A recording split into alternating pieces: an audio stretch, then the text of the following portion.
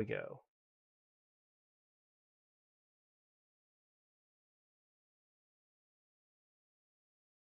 Hello and welcome back to Channel 2S. I'm your host, Second Soundwave, and I know it has been a very, very long time since we've done one of these. Now, you'll noticing things are a little bit more quiet in stream today, and that is because I will not be using my usual stream background music.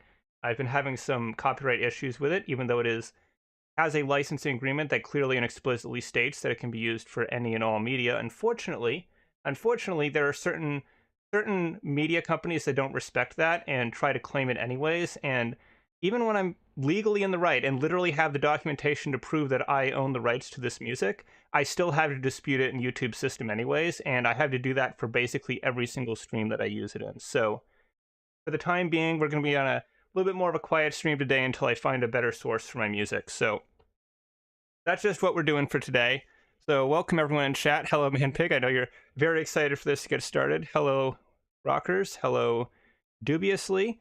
Very glad to be back. Very glad to be doing one of these streams again. Unfortunately, I had some life stuff that made it kind of hard to really line up time to do these streams, and I wasn't really able to do this for a while. So I'm really glad to be back, and I'd like to hopefully, fingers crossed, have this be a more regular thing now. It definitely took a while to get all my assets back together, find all the different software and plugins that I used to use for my streams, and get everything all started up again. But I think I got it running pretty okay. Aside from, like I said, the lack of music. Oh, hey Riku, welcome back. Welcome Nilsson, welcome to the stream. Oh, hang on. I'm having a bit of a connection issue. Never mind. What are you saying? Current bitrate is lower than recommended. Who the hell streams at 7,000 kilobits per second? It's a 1080p 30 stream. It does not need that bitrate. Sorry. YouTube's just has like a little management screen that they show for the streams, and it's asking me to stream at like 3 times the bitrate that I'm currently running at, which is a completely ridiculous bitrate to stream at for 1080 30, which is what I'm streaming. So I'm just going to go ahead and ignore YouTube because they're wrong, and we're just going to continue the stream. So, hello and welcome everyone. I'm just gonna hang out here for a moment until we get a few more people in here, because I have some stuff that I want to talk about here at the start of the stream before we get into the actual build. Just want to make sure we got a fair number of people in here for that. We got about 11 here right now. I'll probably wait until we hit maybe 14, 15 before we really get started. But yeah, it's good to be back. Damn it. Every single time I do this, my software that I use for my avatar, I have to refresh the browser window that's running out of every few minutes because it keeps freezing up. I might see if I can get a better software for that, and also go in there and clean it up a bit, because I made this back when Stable Diffusion was a lot less refined than it is now, and there's definitely some stuff that I can go in there and touch up on it. So I might go in and manually clean up a little bit more of this, make it a little more symmetrical, make the hair look a little nicer. But yeah, I haven't been building much lately off stream. I worked a little bit more on the Gal Gaigar, but outside of that, I haven't done much. So definitely looking forward to getting to work on the Sentinel. No, Manpig, I've not built any third-party kits before. This is gonna be my first one. And originally, just squeeze past here, I was going to come back to the streams with the Calibarn, and we're still going to do this soon. But I decided once this arrived that this was going to take priority, because it just looks awesome. But Calibarn is still on the roster. We are going to get to it eventually. Okay, we got a fair number of people here. I'm going to go ahead and just get started with the stream. So basically, all I was going to say at the start here is that, as you probably noticed, the Patreon's been inactive for a very, very long time. I think I paused billing on it. I'm pretty sure I did. Patreon makes it very hard to not charge people money on your page, or actually close your page down. You need to go through a whole process to formally have it removed. There's no way to just suspend it, as far as I could see. So the Patreon is basically done. I might be the first YouTuber in history to say this, but please do not pledge to my Patreon. It is no longer active. I will never be making exclusive content for it again.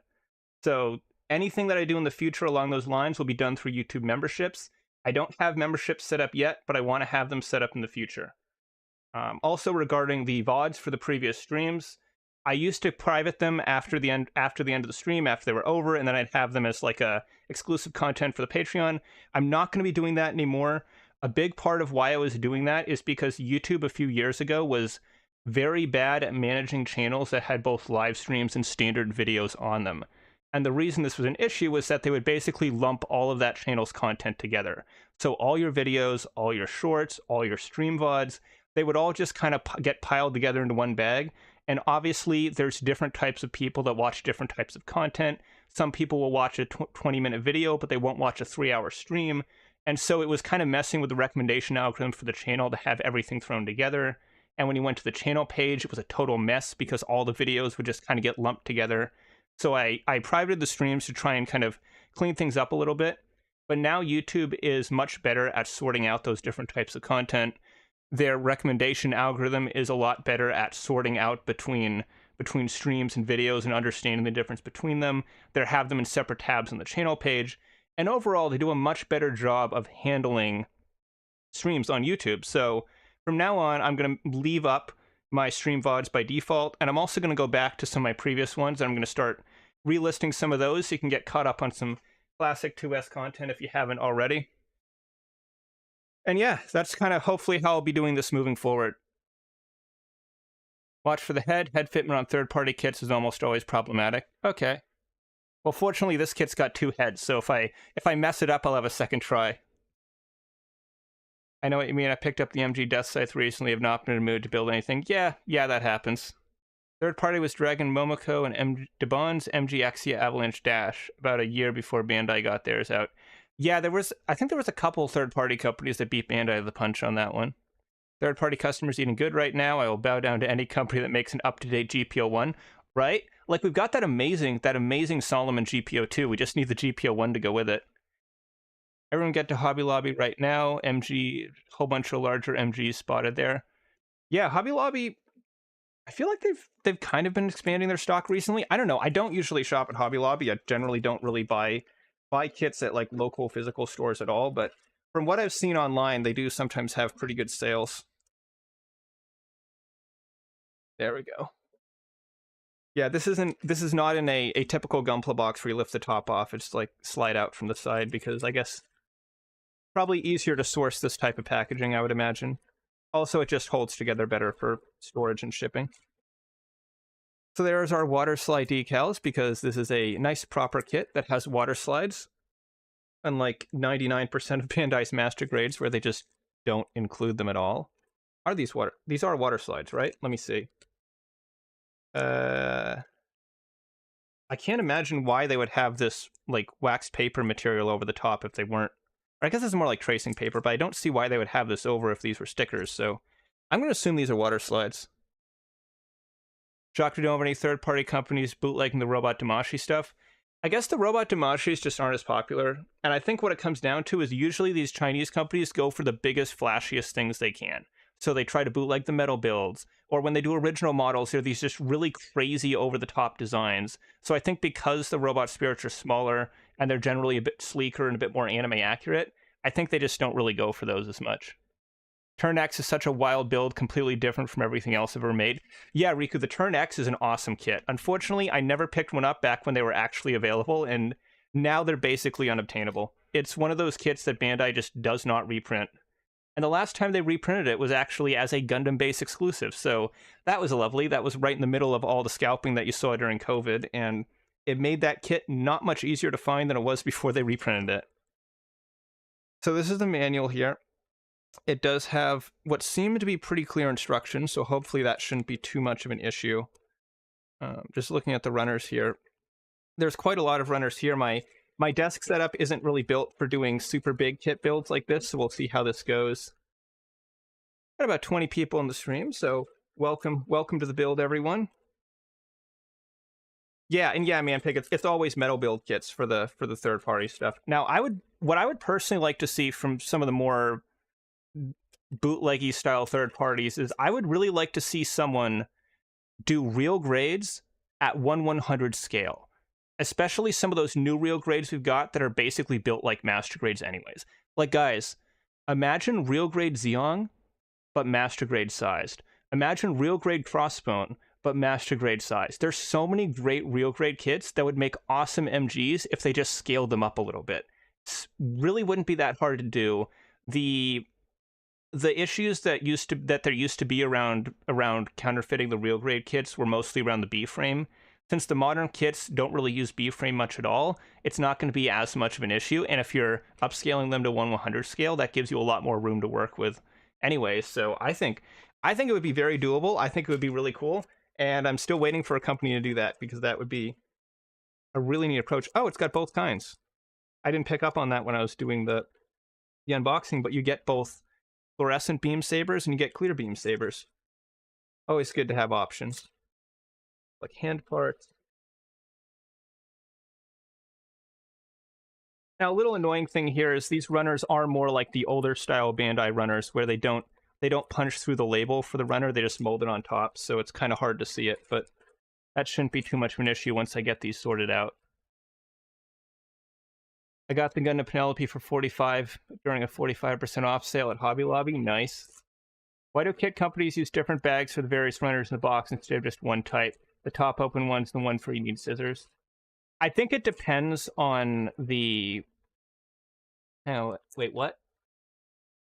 The top open one's the ones where you need scissors. Okay, I think if the that other type of bags is usually used for like decal sheets and stuff, as far as I've seen. In my personal experience, most of the kits that I've built use this type of bag for all the runners, and then they'll sometimes use a different type of bag for the decals. But I've generally experienced that sort of separation between them. But there might be companies that go back and forth, and it could just be a case where some of the types of bags just have maybe like, I don't know why they would do that. It could be like some types of plastic in the bags maybe react to the materials in the plastic. Maybe some of them are cheaper to make than others. I really have no idea.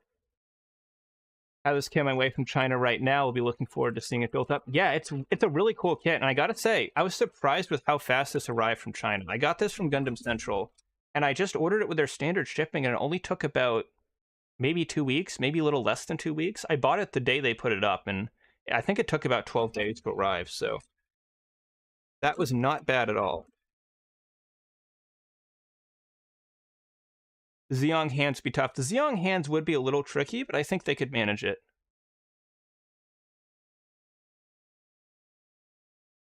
Zeong hands be tough. They could make a new mold for they absolutely could. They've definitely, for some of those bootleg kits before, they've absolutely retooled parts of them that were too tricky for them to figure out. So I think 1/100 real grades would be very doable. I'm just going to quickly snap this stand up right now because I kind of want to just see what this is going to be like. So let me just, there we go. The plastic seal is pretty good. I think it's a little bit softer. Okay, well, this particular runner feels like a different type of plastic from the rest. This is not polystyrene. I think this is probably PVC because it's got a lot more flex to it. It's a little softer. So I think they're using PVC for they're probably using PVC for the stand runner. And then they're using styrene for the rest of the body. Now, I'm not entirely sure where the gate connector is, because the gate here is a little confusing. It kind of flares out at the bottom, so I'm not sure if that's a part, or if that's like a tab on the part, or if that's just the gate connection. When are we getting high-res reprints? I have no idea. It seems like Bandai's, I wouldn't say discontinued the line, but they're not really interested in making more. Part of the problem with reprinting the high-res models is it's not as simple as just turning the Gunpla machines back on, because the inner frames are designed the way that they are on the high-res kits, they're basically pre-assembled figures. And those figures have to be painted and assembled in China. So basically, Bandai can't just reprint more of them on a whim when they want. They have to coordinate with whatever factory in China they were using to make the inner frames and make more of them that way. And it's a much bigger process to do something like that, so they are unlikely to do that unless there's a lot of demand for them, and I just think the demand for the high-res models probably just isn't there. So I want to see where they say to build the stand. Okay, it looks like I'm going to trust the manual and assume that the diagrams in here are accurate, and since they're not showing a tab on the side of S1, I'm going to assume that I can just trim that off. When's Bandai going to copy the display stands from third parties? I have no idea. I also don't even know if I'd want to if I'd want to get Bandai versions of the third-party display stands, because, I mean, the third-party ones are going to be cheaper, right? So why not just get the third-party ones? It was a cool experiment. When it comes down to it, they're not very good. Yeah, I was not impressed with my high-res God Gundam. I was especially surprised by the build quality, because honestly, the part fitment on some parts of the God Gundam was about as bad as I would expect from a third-party kit. Like, it really felt like substandard, sub-Bandai quality, and I was kind of surprised because I'd never had a Bandai kit go together like that. And even then, the completed kit was just kind of okay. Yeah, they're definitely using PVC for this stand. This feels like a completely different plastic. Ordered the Solomon GPO2. Nice. Month and a half to get to after shipping by sea. Yeah, that's unfortunate. I think Gundam's... I got this from Gundam Central, and I think they have a warehouse in the US that they ship their kits from sometimes. I got this as like an early shipment from China, but once they get them in stock in the US, I think you'll be able to order them straight from there. Wow, they even went out of their way to undergate the nubs on the display stand. Completely unnecessary. Would not have faulted them at all for just slapping the gates in the side, but they did it anyways. I wonder how much harder it is to undergate the runners on a injection molded kit like this. It can't be that difficult, because so many of these third-party companies seem to use it just by default for everything. And if it was really expensive, I'd feel like some of them would be cutting corners on that. Oh wow, this is just like a straight up chunk of plastic on the side of the piece.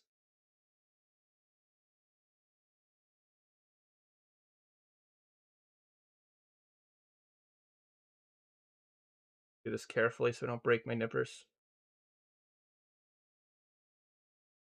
I have a backup pair of nippers, so it's not the end of the world if I do, but I'd rather not bust them.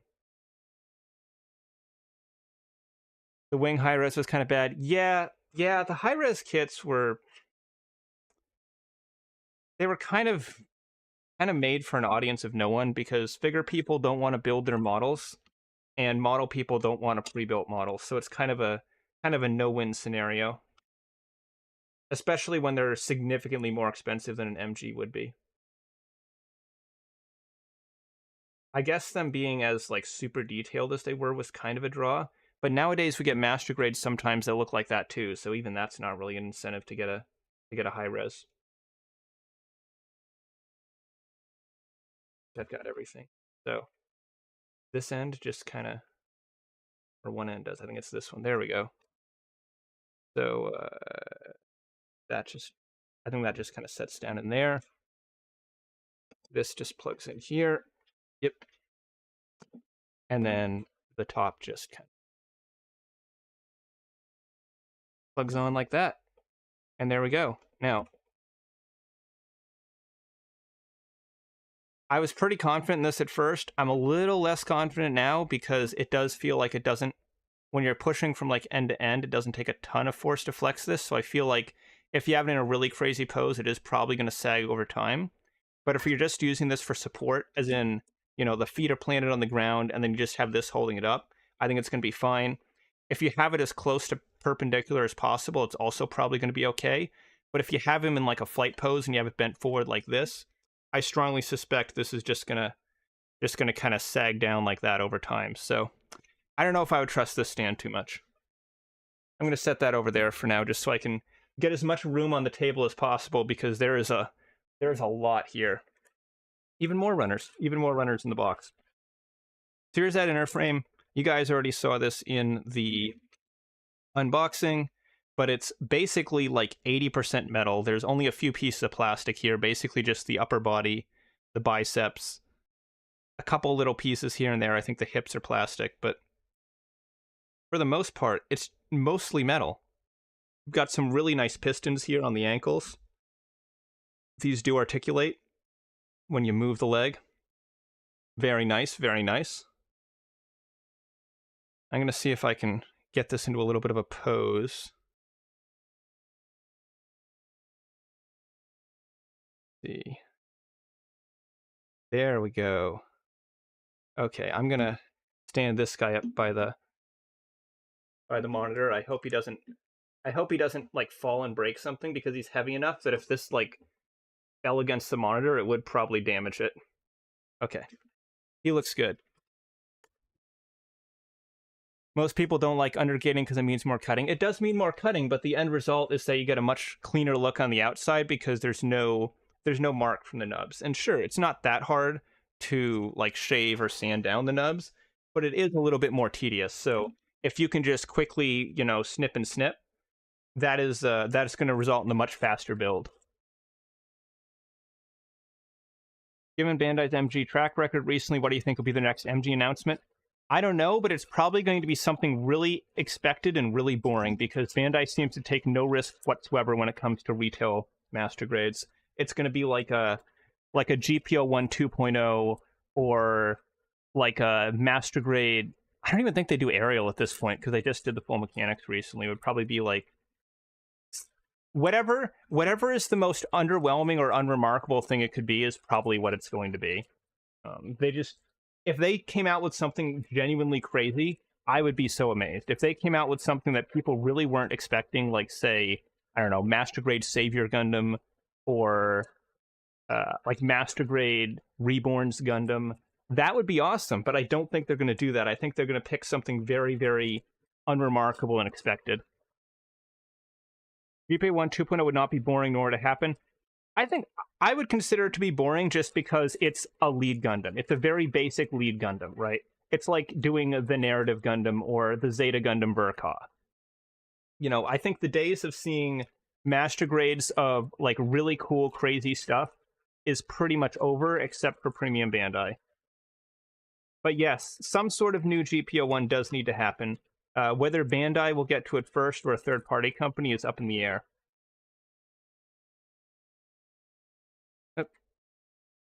A couple of the pieces on this did get knocked loose in shipping, and I think part of it comes down to just these runners not really being...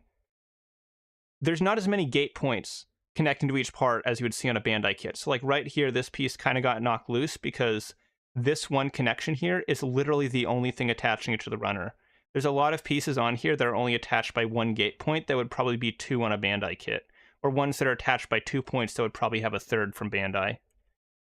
And yeah, Riku, Reborns was slated for a Reborn 100, but nothing came of it. In fact, I think it might have been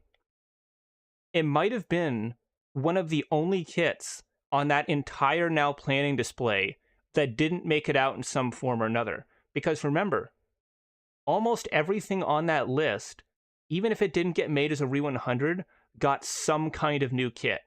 We didn't get a Re 100 Sniper 2, but we did get a Master Grade Sniper 2.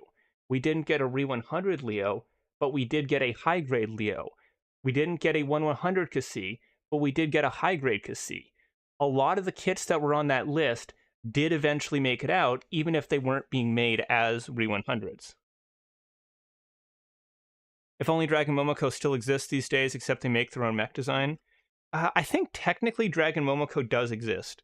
I've heard that MJH is the same company, or at least the same people running it, but I haven't seen clear confirmation as if to say that is the case, or if it's a different company that's just cloning their old kits. Because if you look at there's a weird gap of just nothing on the runner there. But if you look at the actual in-hand examples of some of the newer whoop, that piece is almost off the runner. If you look at some of the newer examples of MJH's kits and actually look at the kits themselves and not just the stock photos, they don't have the same level of quality as the Bandai Momoko ones. If you look at the MJH Akatsuki, for example, the head looks very noticeably worse than the Dragon Momoko one. If third party can do a metal frame, why not a 100 Kshatriya?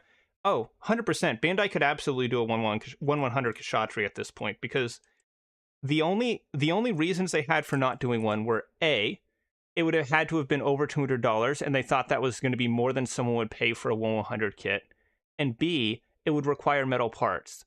Well, now they have Master Grade Extreme, where most of the kits are around, if not over $200, and adding metal frames to a kit is the exact kind of thing you would see as an extreme point on an MGEX. So the Master Grade Extreme line is basically perfectly designed for a Master Grade Kshatriya at this point. So, quite frankly, if they didn't design MGX from the get-go for the Kshatriya, I would be surprised. I would genuinely be surprised if a big motivator from making MGX wasn't making a way to get an MG Kshatriya out there. So I think it's very, very likely that within the next couple of releases in the line, we're probably going to see Kshatriya. And if they don't, then, I mean, what's their excuse at this point? Because MGX solves basically all the problems that it would have caused. Cost prohibitive? Yeah, it is cost prohibitive, but they've proven now with some of their recent releases that people are willing to buy big, expensive MGs, and they are willing to make big, expensive MGs.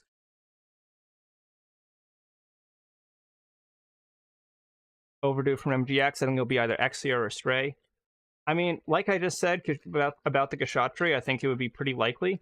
I'm also kind of amazed that with the, 3 years that it's been, maybe 4 years since the MGX Unicorn, we never got a Banshee. We never got a Phoenix. They just made the one Unicorn and never touched it again. When does that ever happen with a Unicorn model? They always make a million versions, but for the MGX, they didn't even do the basic ones. So this is that runner that I pointed out during the unboxing that seemed like it was a little bit translucent, and not in an intentional way, more of just like a thin plastic way. It also looks like a much darker red in person. It looks kind of orangey on the screen here, but I'm looking at it in hand, and it's like a proper like dark red. I'm gonna need to unbox these a little faster because we're like, 15 minutes, 20 minutes? Oh my god, we're like 30 minutes into the stream, and I'm still taking the runners out of the bags, but there is just a lot to go through here. 25 minutes, yeah, we've been here for a long time. Also, welcome to the stream, DatCat. Only good GPO1 is Robot Damashi anime. I kind of like the real grade. I think the real grade GPO1 FB specifically, I actually like the design a lot more than the high grade because there's certain elements of the redesign that I like a little better, like the boosters on the shoulders in the high grade just kind of stick straight out, but on the real grade they have like this kind of angle to them where they kind of come up and then out, and I think that looks a little nicer.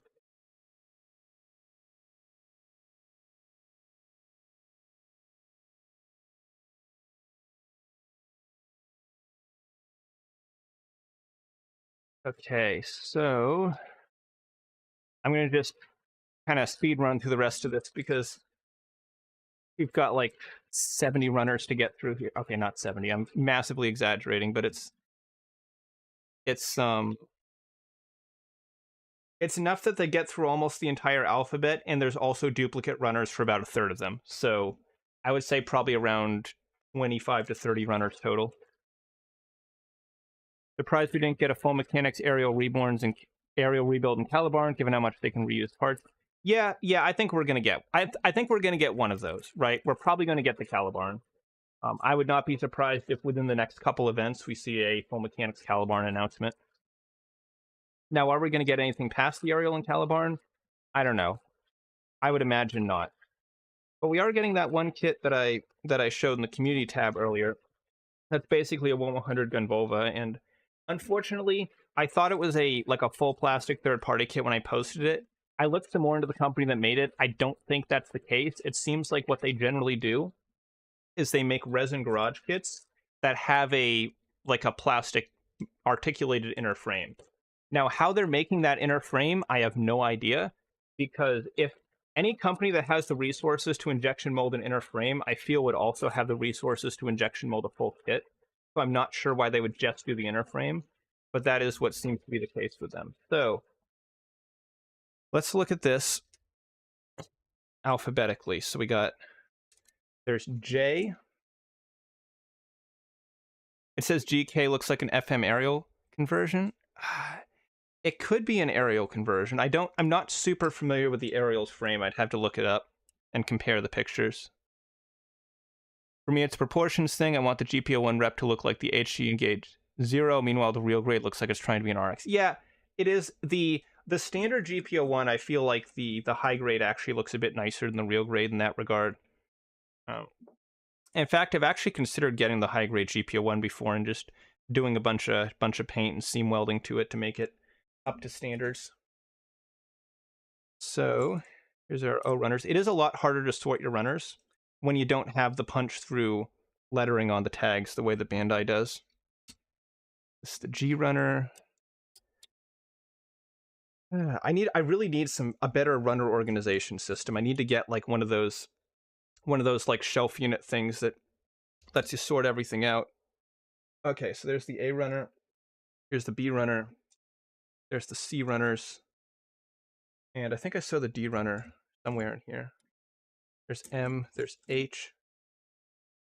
Also, for some reason, the L in Sentinel is capitalized. No idea why they did that.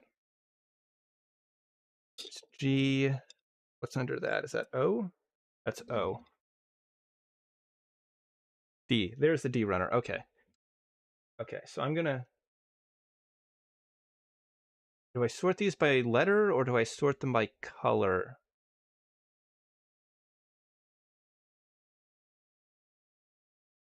I'm gonna try sorting them by color first, and if this just becomes completely unmanageable, I'll switch it up. Because this really is an overwhelming amount of runners for the way I have my desk set up. I don't build a lot of MGs, so I really only have room for like 10 or so runners on this table. There's a company that uses ABS plastic pre-built frames. I don't know how they do them. They might be imported from another company. I suppose that's possible. No, I've not seen Seed Freedom yet, DatCat. I'm probably going to watch it tonight. That or Godzilla -1. I haven't decided yet. Say that, but I'm looking at the old Zaku 2.0 runners for the MG Psycho Zaku. No punch through. Yes, that is correct. The older Bandai kits did not punch through the letters either. That was something they started doing in the late 2000s, I believe.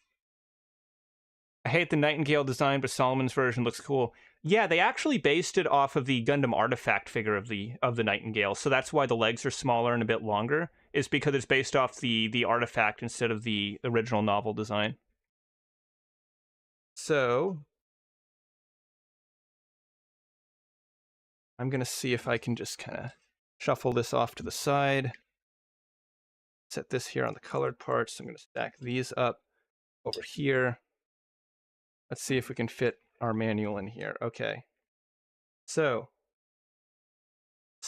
what, 35 minutes into the stream, we're going to finally start the build, I guess? -1 is so good. Oh, dude, I've heard. I'm so excited to watch it. And yeah, it's DatCat's based off the Artifact. I don't like the Solomon Nightingale. It's way too lanky and not massive. Yeah, I mean that's how the Artifact design is. So it looks like the first.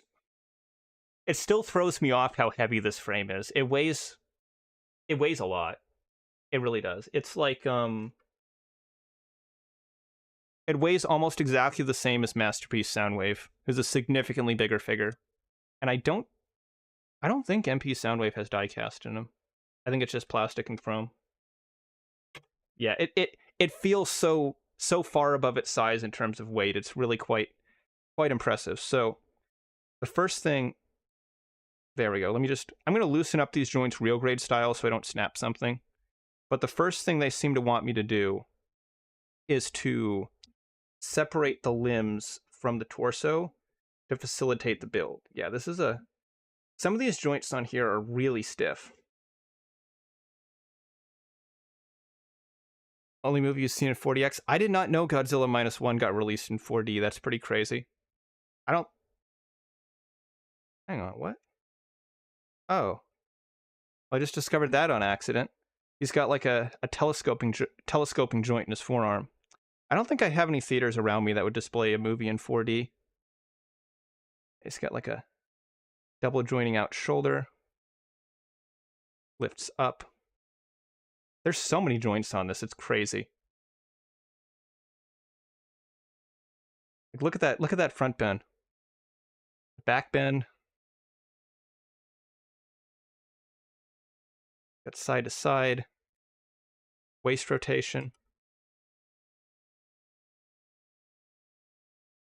Regal does it. I don't know if I have any Regal theaters near me. I'd have to check. I live in a pretty rural area. One of the reasons I like the polycaps that they use on high grades is they don't sound like this when you move them. No matter how old a kit is, no matter how long it's been sitting on a shelf, as soon as you pick it up and you move the joints, everything's just buttery smooth and it just kind of slides across itself. Even if polycaps have their issues, they'll always have that going for them.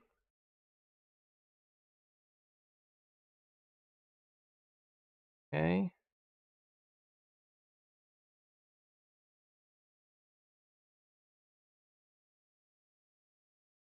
Ooh, that...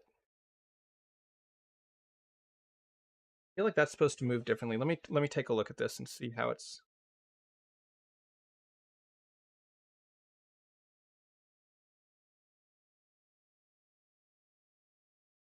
Okay, I think I see what's going on here. Let me see if I can...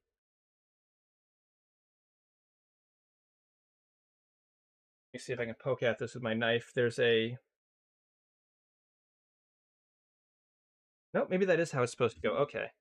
There's this weird little hinge joint in the back here that's like snaps from one position to the other, and I think it's supposed to smoothly slide, but there's like too much friction for it to do that. He's got like a mid shin bend. That's really odd. Right. There's the forward bend, back, side to side. And I'll just go over to the other side as well. Just built the Narrative MG, and I love that it is rotating lower arms. Bandai needs to include that on more UC kits. I think that... Did they start doing that with the Alex 2.0? I feel like that was the first kit that I really remember seeing that on.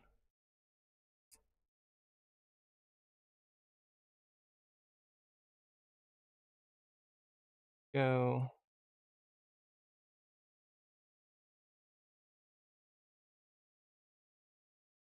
Okay. So I feel like that's pretty much all the joints loosened up. So now what I'm going to do is I'm going to separate off the limbs. So these just pop off the pegs, and this is what I was kind of concerned about with the metal inner frame. Is there are some...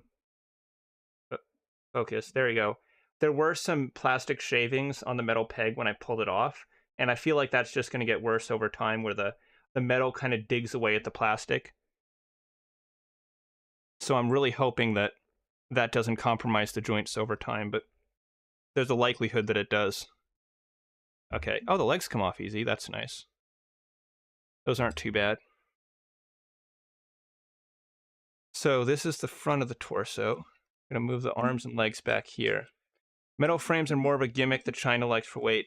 Yeah, in terms of like durability and joints, I'm not sure how well that's going to hold up. It definitely feels like more of a gimmick. Now, granted, it's a cool gimmick. Like, the gimmick works on me. My monkey brain picks this up and it's like, oh yeah, heavy kit, good. But the smart part of me is acknowledging that this is probably going to be detrimental to the kit in the long run. So what do we got here? We got the D runner, which is one of the blue ones. And we're also going to need the O runner, the K runner, a few others. So D3 and 6.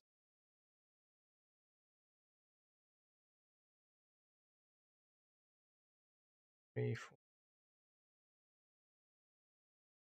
6, 7.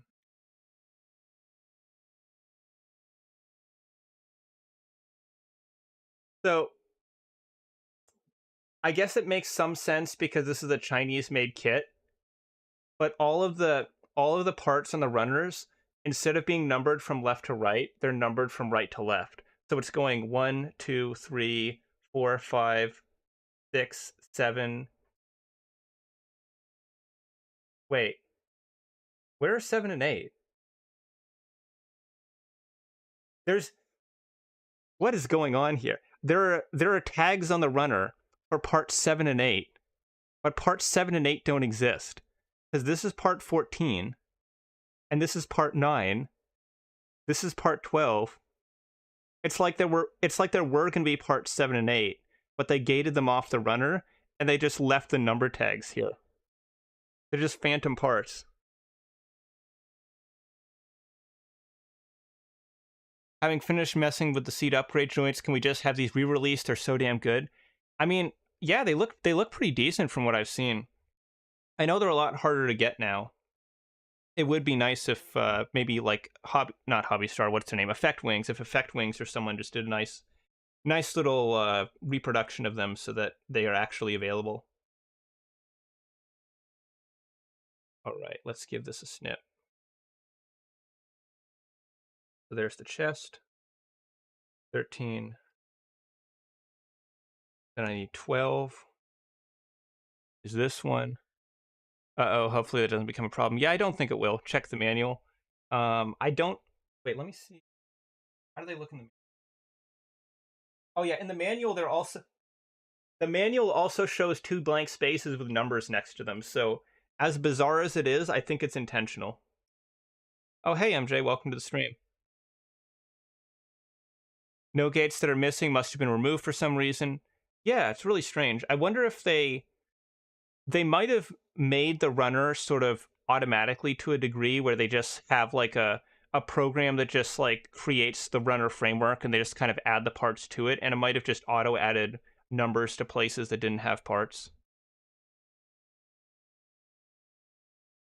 B parts. And I also need D3, which is going to be... Wait. No, that is D3. 3, 6, 12, and 13. Okay.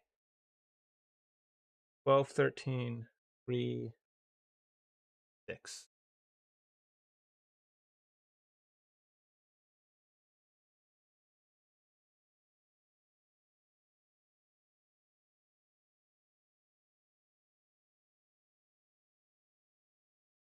Okay, there's 13.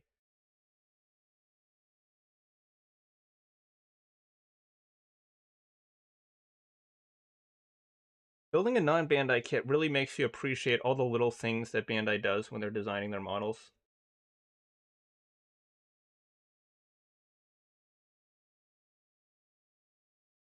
This does feel a little bit different from the plastic that Bandai uses. Say it's bad necessarily. It's just noticeably different.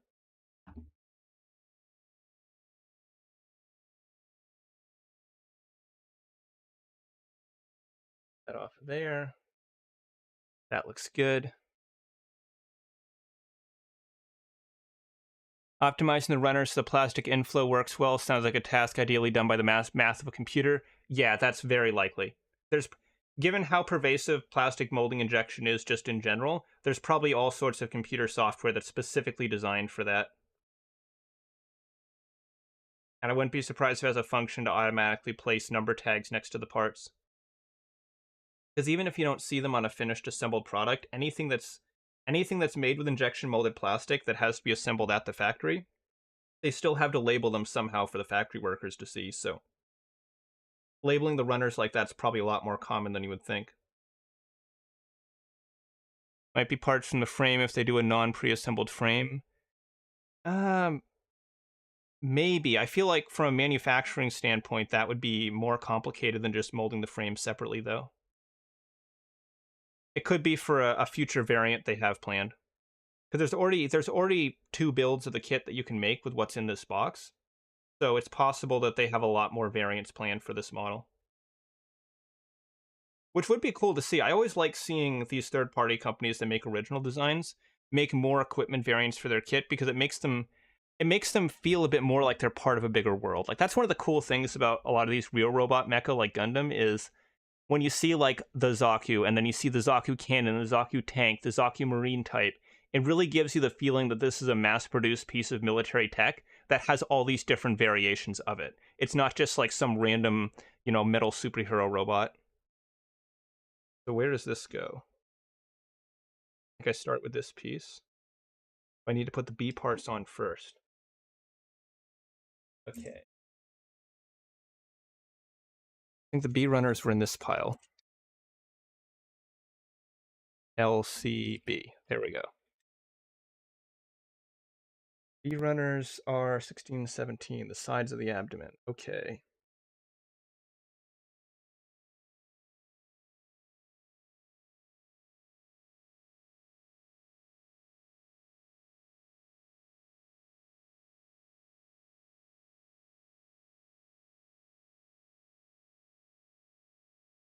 I gotta say, does not feel like Bandai plastic specifically, but if this was any sort of like non-Bandai model, if it was like I don't know, Kotobukiya or Moderoid or just some random model kit company, I wouldn't be like, wow, the plastic quality in this sucks. I mean, it's fine. It just doesn't feel exactly like the plastic the Bandai uses.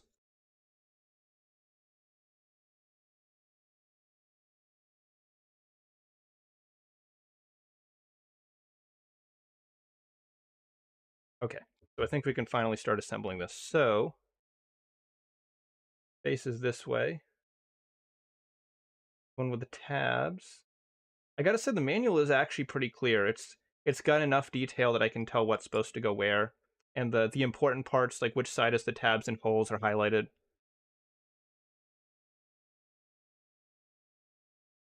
I'm just gonna push that onto there, and then this just, oh, that's easy. Oh, that fits on fine. Sort of. I think I might just have the, let me see. MC model gives me PTSD. Oh yeah, I've heard bad things about model comprehend.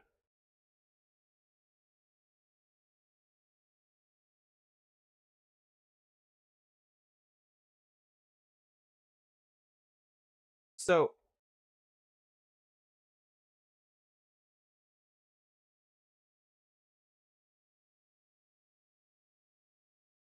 the parts are tabbing together. They're holding together fine. It's just that when I push it together, there's like a little gap that keeps wanting to spring open. So I probably, if I wanted this to actually stay shut, I'd have to cement it down.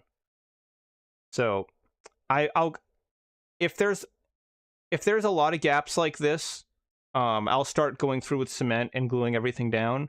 For now, I'm going to keep it as is and just see how it plays out. So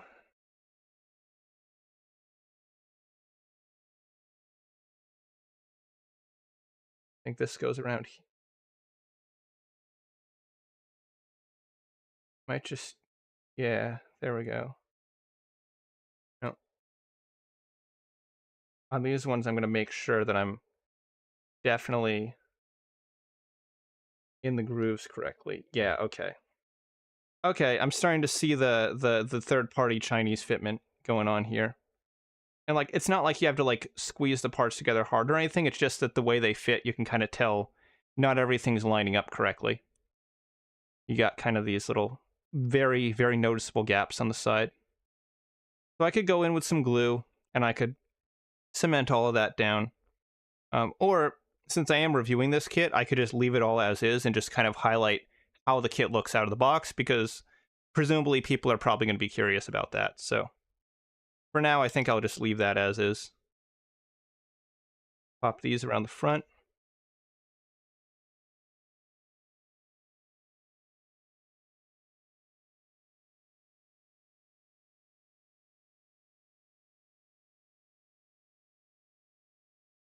And this is all like totally manageable stuff. Like if you go in here, you cement it, you sand it down. None of these are like kit ruining problems. This is all stuff you could touch up with enough time and patience. But since we're 50 minutes into the stream and we've done the first 2 steps of assembly, I'm not going to go ahead and do that right now. Got my first gunplay today, HG to start with, but super stoked to get started. Nice. Which kit did you get?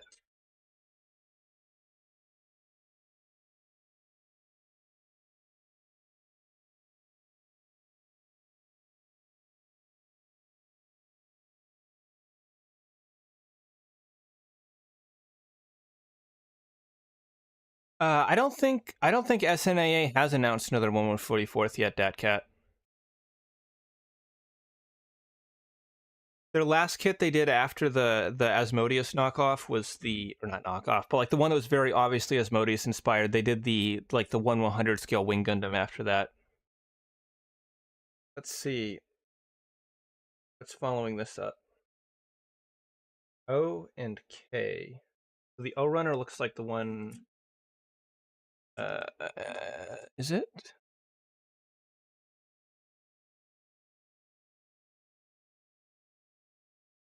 Here's the O runners.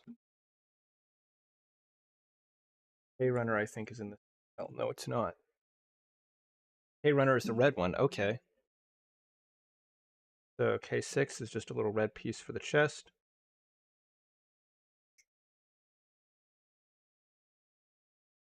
And where 32, that big neck collar guard,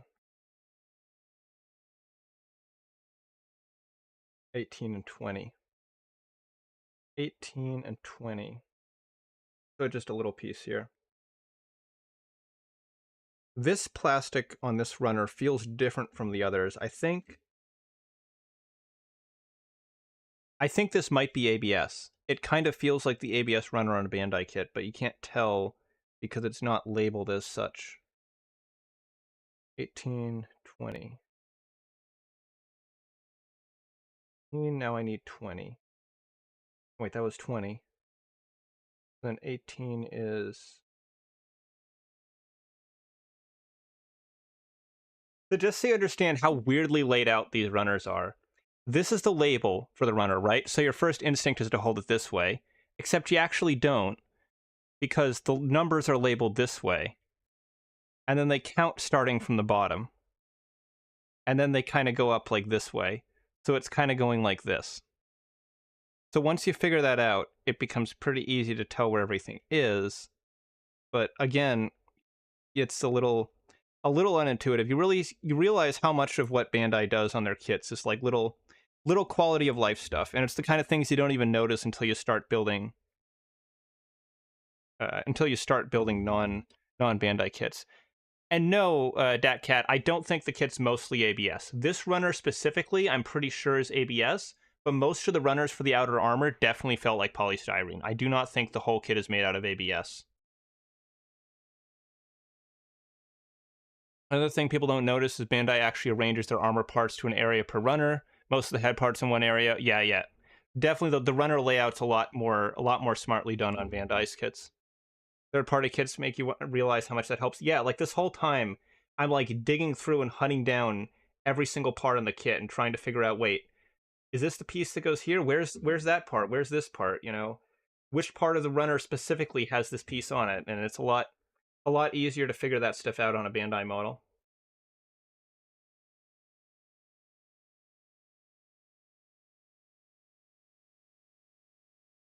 Just finished building the high-grade dual assault shroud. Nice. I've got the new one on pre-order, the one from Seed Freedom. That and Luna Maria coming to me straight from Japan. 020.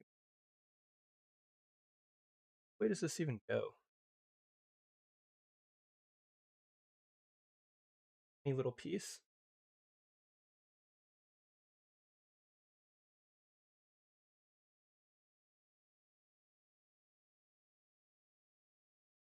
Yeah, man, Pig.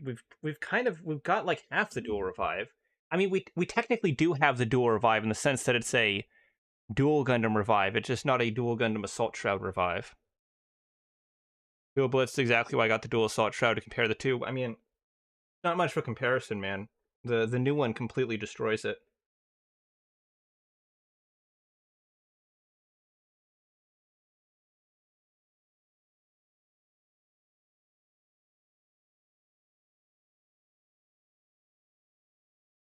There you go. A nice little detail. Could have been part of the frame. I decided to make it separate. Hey.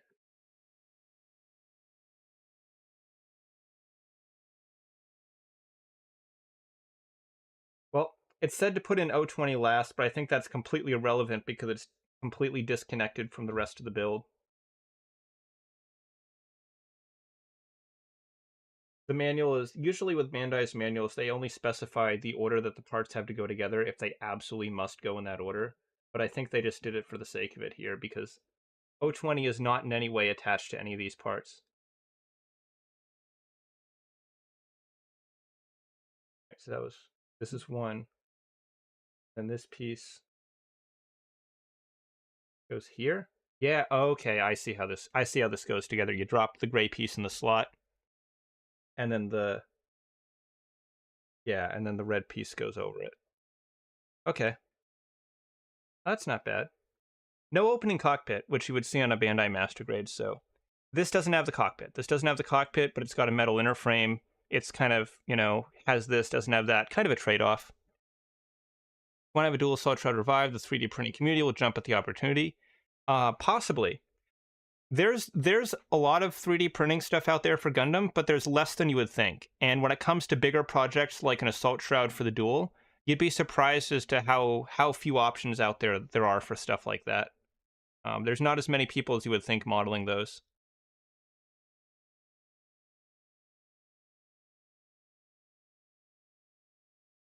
D1. That's the blue runner again. Okay, I'm kind of falling into a rhythm for this now. I feel like I'm getting it. Once you remember and start to keep track of which runners are which colors, it becomes a lot easier to find what you're looking for. Bandai makes the EG gun barrel stuff available standard. There's also the guns. For the dual Gundam, yeah. Not the dual Gundam, sorry, the Buster Gundam. We'll have the guns from that. Technically, the Dual Blitz has an invisible nuclear reactor in Zaku cockpit that the dual doesn't. Technically, but I don't think they're going to recreate that for the high grade.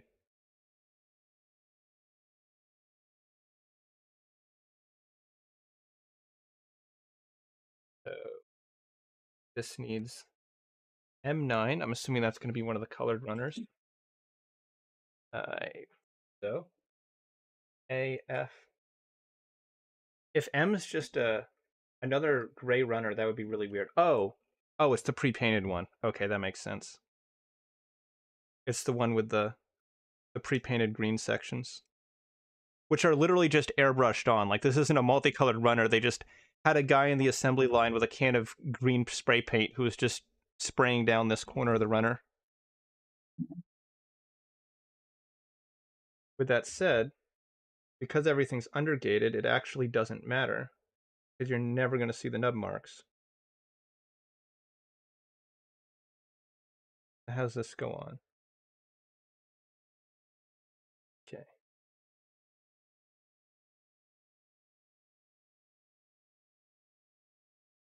All the way down that peg. So basically, it's like a color-separated sensor sticker. Because on a Bandai model, this would probably be a little foil sticker you put on top, but instead, it's proper color separation. That's kind of neat.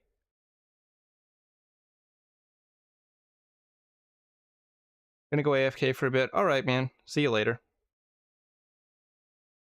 Let me just...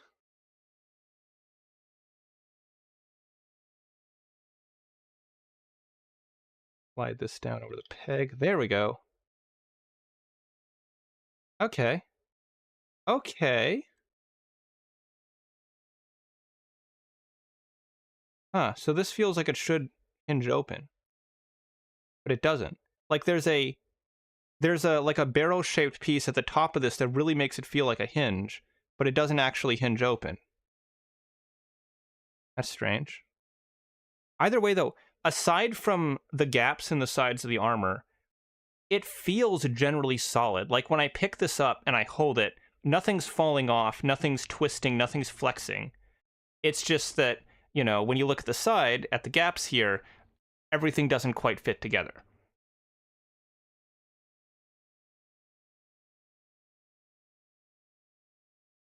So, I need some pieces for the shoulders. That's going to be B6 and 7. The B runners are... let's see. I think they are... Are they the gray runners? No, they are the... Or rather, it is. The one singular B runner is one of the gray runners. That's 7 and 8. 7 and 6. There we go.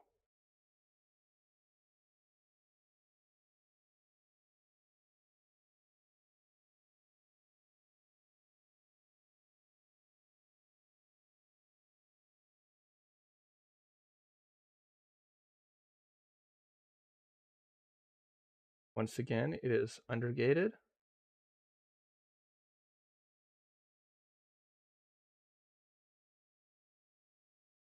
That up, there we go.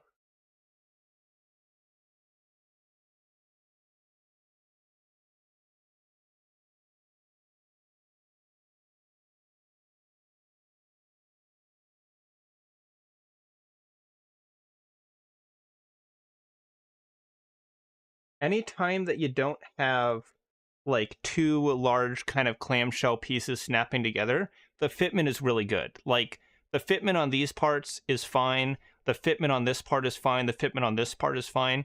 It's just like these abdomen sections where you have a really big piece that has to line up in a lot of places.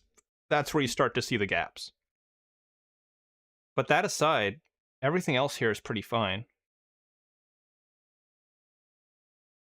The articulation is still pretty great.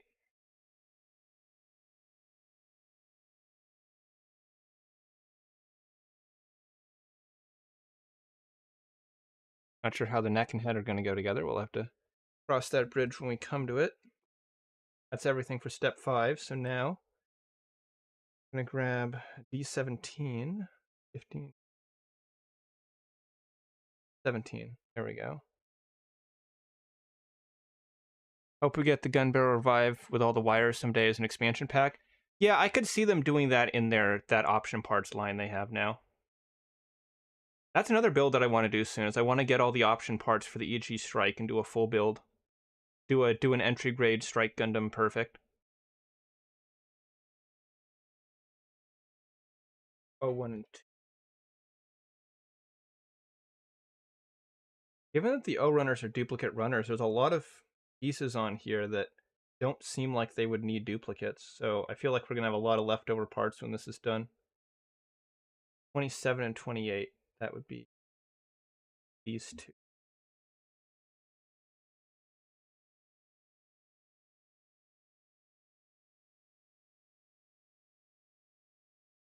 Okay.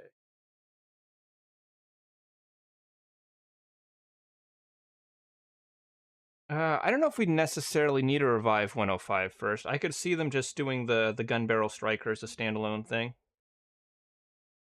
What I'd really like to see them do with the option parts line is give us some of the striker packs we haven't gotten like modern versions of before. So like the IWSP pack, the Lightning pack. You know, give us some of the cool stuff from MSV.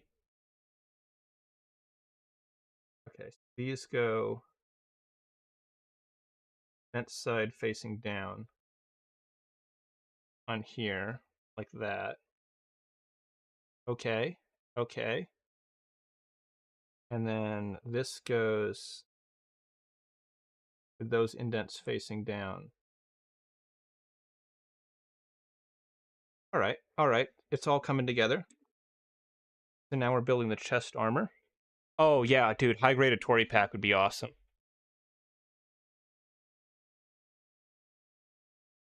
Uh, D and B. That's the blue runner and the gray runner. 19 and 20. Criminal, how do we not have a 144th Atori once Kigali's main backpack? Probably because it wasn't introduced until the remaster.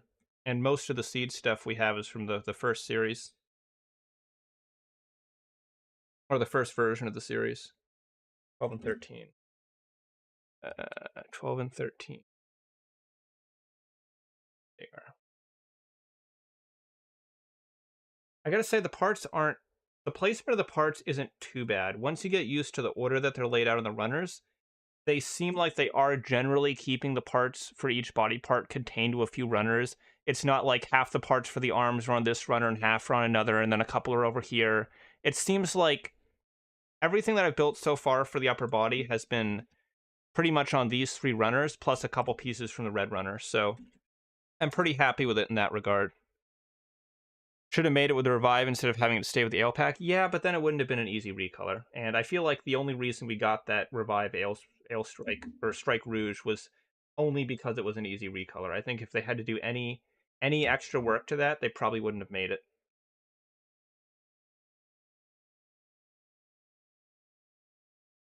Although with Kigali winning that popularity poll, it's pretty likely that we'll be seeing some more Kigali merch in the future.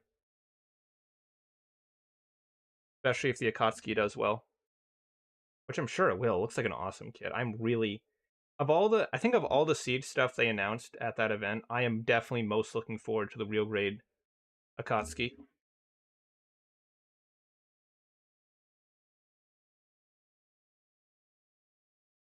Okay.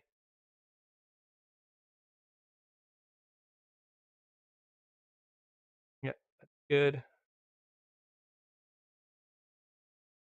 Okay, I think I assemble these first before I put those on. This. Oh, these need to be. These need to be trimmed.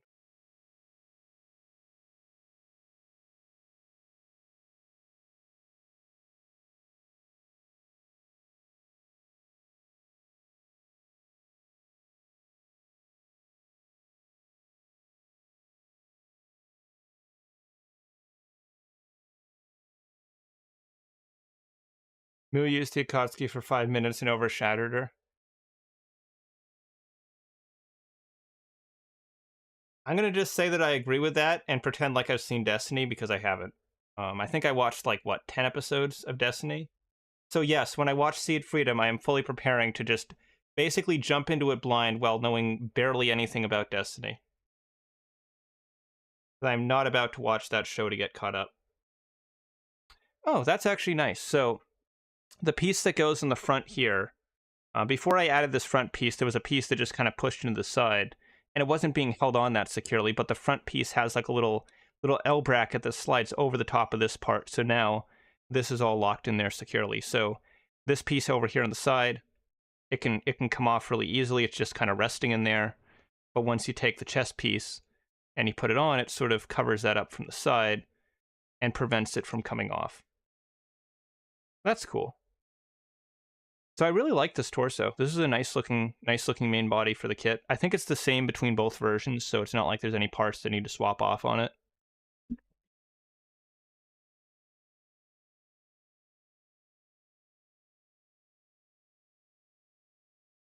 Okay, so that's the upper torso done. We're moving on now to the waist.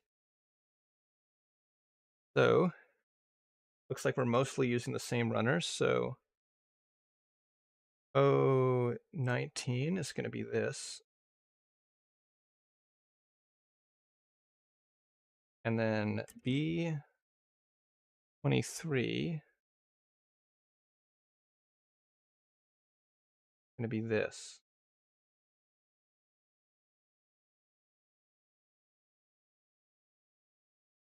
Okay.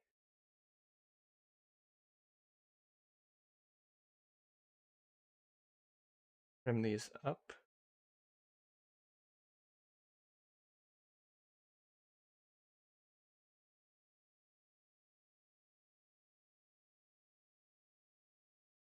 One thing I do wish that some of these third-party companies would do better is re-release their products. And to be fair, this goes for basically any company that isn't Bandai. You know, Kotobukiya, Moderoid, the whole lot. Because a lot of companies that aren't Bandai just kind of neglect doing reprints, and it's kind of essential because otherwise you can't basically buy anything that's more than a year old at this point. Like, there's a lot of third-party kits I've seen before where I've gone like, oh wow, that's cool. And then I realized they're basically impossible to get because they came out 5 years ago and have never been re-released since. Okay, so we're bringing in a new runner now. We've got the F runner. And we got the E runner. It's got a few more pieces we need to get off of it. That would be 7. So 5, does this go up to 27, 26? 27. Yeah, the ordering of the parts on some of these runners is not the best.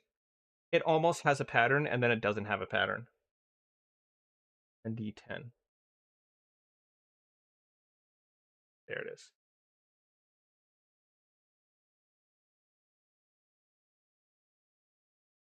Other than Bandai, I remember your comments. Yeah, well, at least Bandai neglects some kits, but at least most of their popular models they keep in production. You're never going to have trouble finding a Heavy Arms or a Death Scythe Hell or an RX-78 3.0. While with basically any other company, anything that's more than a couple years old is basically non-existent, unless you want to pay stupid aftermarket prices for it. And to be fair, to be completely fair, some of those kits they can't reprint because of licensing reasons, right? Like Kotobukiya at this very moment, no matter how much money they think would make, no matter how badly they might want to, they can't re-release their Super Robot Wars kits because they don't have that license anymore. They can't re-release their Gurren Lagann kits because they don't have that license anymore. But for these companies that are making original models, You need to keep that stuff in production and just keep making it because people always want to buy them. People always come back to them. The 017, 15, 13, 17. 017. Haven't seen a Death Scythe Hell MG in a while. I'm sure they're out there. There's never a shortage of them. Moderoid, I feel like they release too many products and they don't print enough of them. Yeah, Moderoid's definitely pumps out as many products as they can. Mostly just, it really does seem like they're just trying to get out like a model kit of every single mecha in existence, and then maybe once they've achieved that goal, they're gonna kind of relax a little bit and start reprinting some older stuff. If they made half as many kits but 20 prices as many, I'd probably be happier. Yeah, I feel like their goal is really just seems to be to make as many different products as possible. And B8. Yeah, B8. Monterey does do reprints. The thing is, they make as much as people want typically, right? Like they just barely make enough to meet demand. And hi, John. Welcome to the stream. B8. That's 6 or 9. That's a 9. There's 8, 9, 7. 1, 2, 3, 4, 5, 6.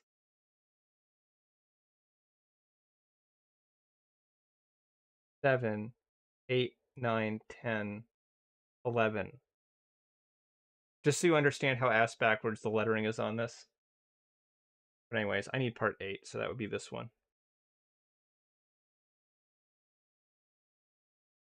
Elise Coda's finally reprinting Armored Core. Yeah, that's pretty cool to see. They renewed the license probably for the new Armored Core game, and they took advantage of that to reprint their older stuff too.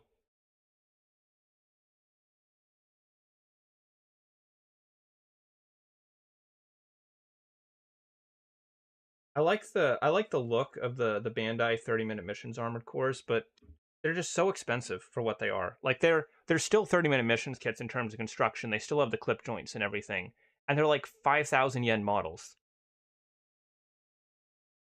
And I get it, they're licensed and all that, but if we're going to have expensive licensed models of Armored Cores, I'd rather they go all the way and give them the proper high-grade style construction.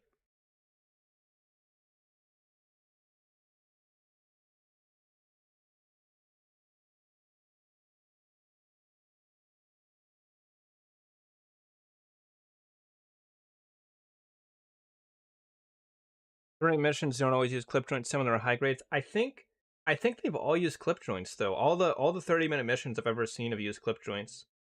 And I don't see any reason why they would change that for Armored Core, since I'm assuming they want to have some level of cross compatibility between them.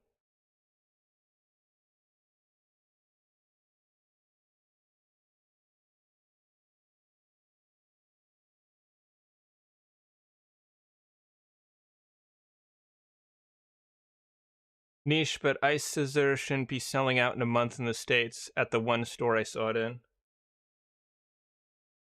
Yeah, I have no idea what Ice Scissor is, but I know it's a Moderoid.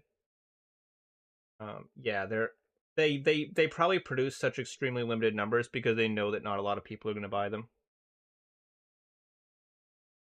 And from their perspective, it's better for them to underproduce than overproduce. Cross compatibility comes from the pegs, not joints. The joints are just to make them cheap because they're IP-less mechs. I mean, maybe they are going to be constructed more like high grades. In which case, that's cool. But I'm not super. I would be surprised if they did. Let me put it that way. 24, right? No. F18. Okay, yeah. Okay.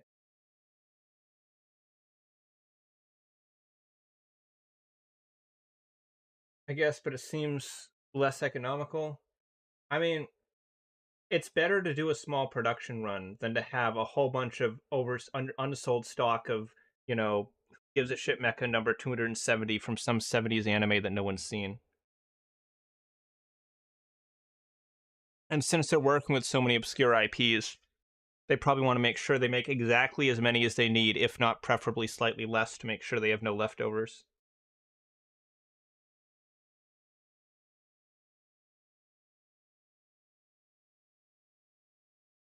So between Me, I'll 100% take Bandai's ACs over Koda's. Oh yeah, I would definitely prefer Bandai when it comes to the Armored Core kits. Koda's essentially need to be glued to stand. Yeah, that doesn't surprise me. I don't think this is the right hole for that. Alright, it's the only hole it fits in. The angle of the piece doesn't seem to align with it right. Yeah, that doesn't look right at all. For context, the front of the front of the piece that's sitting in the back is shaped like this, and the piece that it attaches to is kind of shaped like this, but it's a lot flatter, so they don't sit flush against each other. I guess it's okay. I'll see how it looks once the rest of the parts go on. Maybe that's intentional.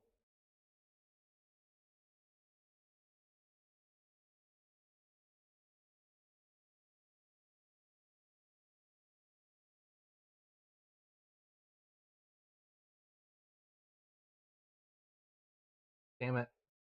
A really obvious nub. I gotta fix that.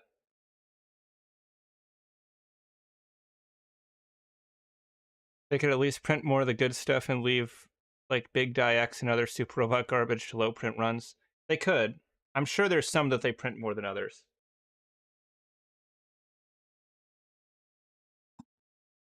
I don't remember what the clippable moment was, but feel free to clip those moments and share them yourselves. If any of you guys want to like take clips and moments from the streams and post them anywhere online, I am 100% okay with that. I am not about copyright striking clip channels, so y'all can just go nuts. As long as you're not just like straight up uploading entire streams or something like that.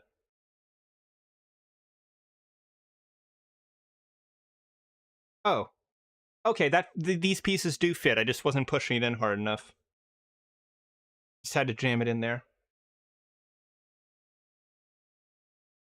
Finally, we have part number 3. How does this go? Kodeberkia printed the Red 5 a year ago and it's still everywhere. Sure, people don't buy them much, but people don't much of most Moderoids. I thought Moderoid made the Red 5. Can only bring you more viewers. Yeah, exactly. That's the whole point of the clip channel thing in general. Uh,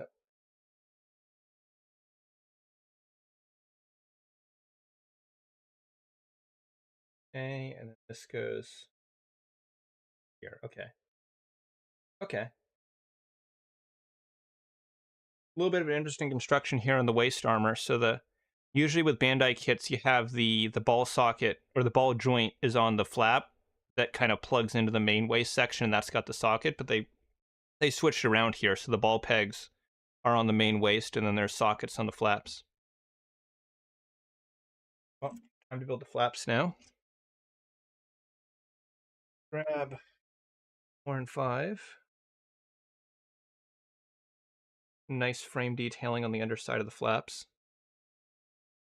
Moderoid's making a new Red 5. Koda made a previous one. Okay, that's why. Because I was pretty sure I saw Red 5 in the Kotobukiya lineup. I will say I think Moderoids will likely be better just because of their quality being better overall. Yeah. I've seen some Kotobukiya stuff that look cool. I think they're really killing it with their Mecha Girl kits, the frame arms, the Megami Device Girls. Those Mecha Musume models, they are absolutely killing it with. They're putting out some great looking models. The creativity of some of the add-ons they make is really great too. One of the upgrades that I saw for the frame arms girl Gorai was a set that included a camera for Gorai and then a second action figure size Gorai for her to take photos of. So you could take pictures of your Gorai, taking pictures of her Gorai. Just they do a lot of like really fun stuff like that, and they do like those little armory sets where it's like real life firearms, but they're scaled for figures. There's a lot of really fun stuff like that coming from Kotobukiya on the more humanoid figure side. But when it comes to their mecha, the only Kotobukiya mecha models that I've seen that really grabbed my interest were the HMM Zoids kits, and from what I've seen, those ones are pretty decent.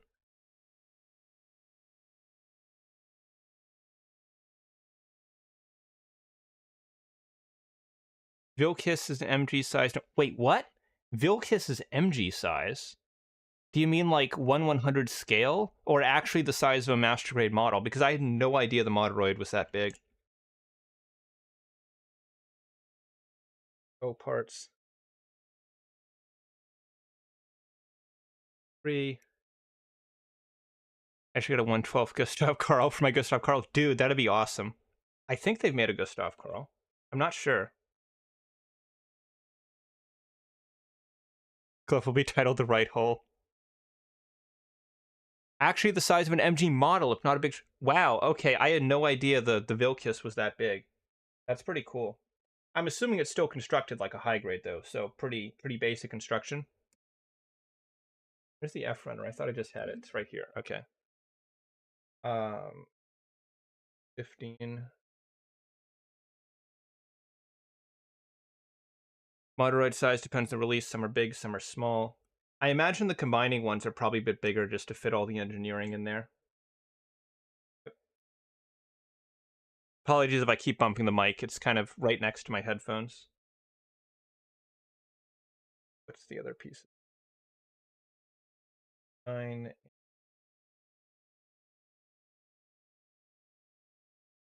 Oh, these two. Yeah. Summers are Omer and are way smaller than they should be. Yeah, construction's all around the same quality. Okay, yeah, so like a big high grade. Or maybe a little above high grade, because I've heard the Moderoids they're like 110, 115% of a high grade in terms of the build. I want to grab some Moderoids at some point, but there's just not a lot of mecha series they've done that I'm like super interested in, which I know is a bit of a thing to say, seeing as they've made literally everything, but most of it is either just completely obscure literal Who stuff that I don't care about, or they're from series that I kind of like, but I don't really like them enough to get a model kit of the mecha. I would say the only thing from Moderoid that's really grabbed my interest is their Patlabor line. But even then, that's like the earliest of the Moderoids, so I have no idea how the quality on those is. What grabbed my attention about them was that they did literally everything from the movies. I mean, everything. Every worker robot, every support vehicle, every variant of the Ingrams, they did absolutely everything from Patlabor, and that's really what got my attention.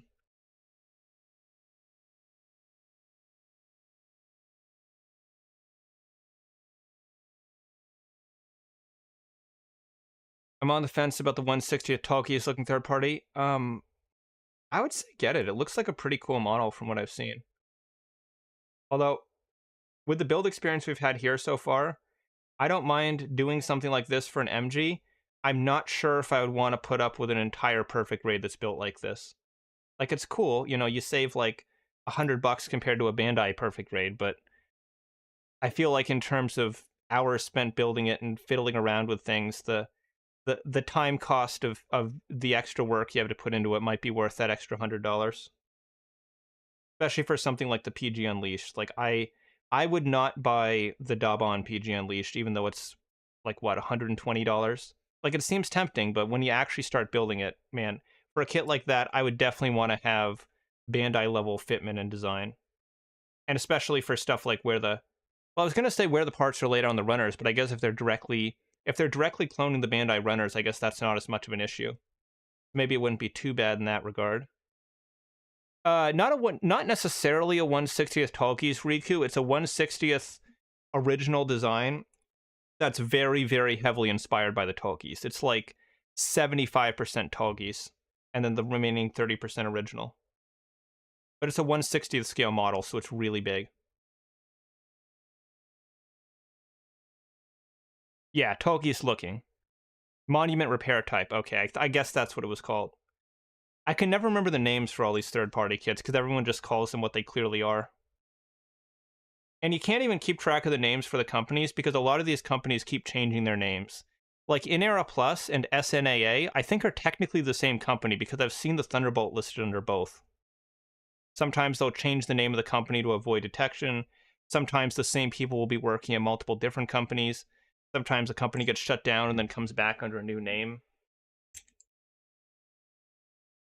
75% plus 30% equals 105%. Yeah, because it's 105% awesome.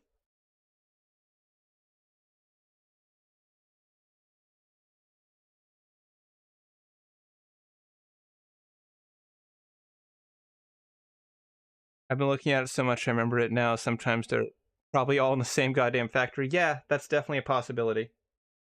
Okay, so this goes here first. So these go together. Okay, that really could have been one piece. Did not need to be separate parts.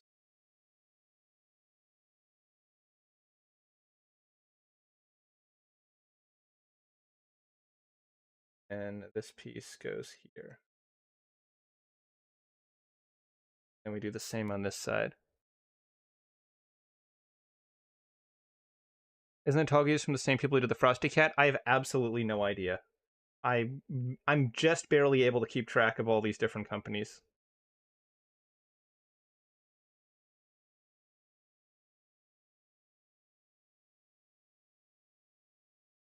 Introduced a friend of mine to Gunpla through Witch for Mercury, and she's gone on to buy the MG Barbatos, RG and MD Togis, and third-party Togi sell at talking about. She saw it fresh off a wing and bought it immediately. Nice. I think it used to be called Nilsson. Oh, Nilsson Works. Yeah, I've heard of Nilsson Works. I remember Nilsson Works. They did the Perfect Rate of Stray, right? The one that was not based off the Bandai design, but was kind of doing its own thing. I quite liked that kit. I thought that looked pretty cool. I've built the Perfect Rate of Stray, and it's fine, but I do like the proportions in the Nielsen one a bit better. I hope Bandai does HGs of all the very rare Kodo SRW stuff. Dude, I hope they do as much SRW as they can. And honestly, top of the list, I have no idea why they haven't done this yet. Bandai, buddy, guy, man, where the hell is my high-grade Weiss Ritter? How are you this deep into an SRW line and you haven't done a Weiss Ritter yet? It's like the secondary mecha for the entire series. They did the Ultison right at the start. They've done the Huckabine. They haven't done the R1 yet, but they did do the SRX team in Super Mini Plus, so I guess you're kind of supposed to combine together your Super Mini Plus and high-grade collections, I guess. But even if you do that, still no Weiss Ritter, so come on, Bandai. Come on. That last one they announced, though, was pretty awesome. It was the construction-looking one from Super Robot Wars Z that I forget the name of, but it's one that I don't think has appeared in the original generation games before, which opens up a lot of possibilities, because now it means that they could make basically anything in the line. Before, people were assuming they would only make stuff that appeared in the OG games. What is this part? G10. Okay, that's a new runner, so now they are bringing in some new here. I believe G was the light gray runner. Yes, it was. Okay. So 10 and 9. All right, nice little bit of kind of real grade style two-toning going on here. Okay, it's just a very stylized Tolgies. Look, yeah, it's like it's a very stylized Tolgies. I think it looks pretty cool. I'm just not super interested in building it because A, it's an entire third-party 1/60th. I don't really want to go through that, and B, it's cool that it's big, but because it's big, it fits in with basically nothing else. And I like my models to look good with each other, and there's not really anything I could display a giant 1/60th scale tall geese with. It's not like there's a PG Wing Gundam or anything. I wish this just like the Valcione, that would be cool. Both Granzons, the Raf clans, the Astrogant, the Personality, the Fairleons, the Alter. Yeah, I don't even recognize like 90% of those names. And to be fair, half of that is because almost nothing from SRW has standardized English localization. You will, if you go to the wiki in English for Super Robot Wars, you will literally see the same character's name written 3 different ways on the same wiki page. There is no consistency for how to spell these names in English. So I could very well know like half of the things you just said, and I just didn't recognize the way that you spelled them.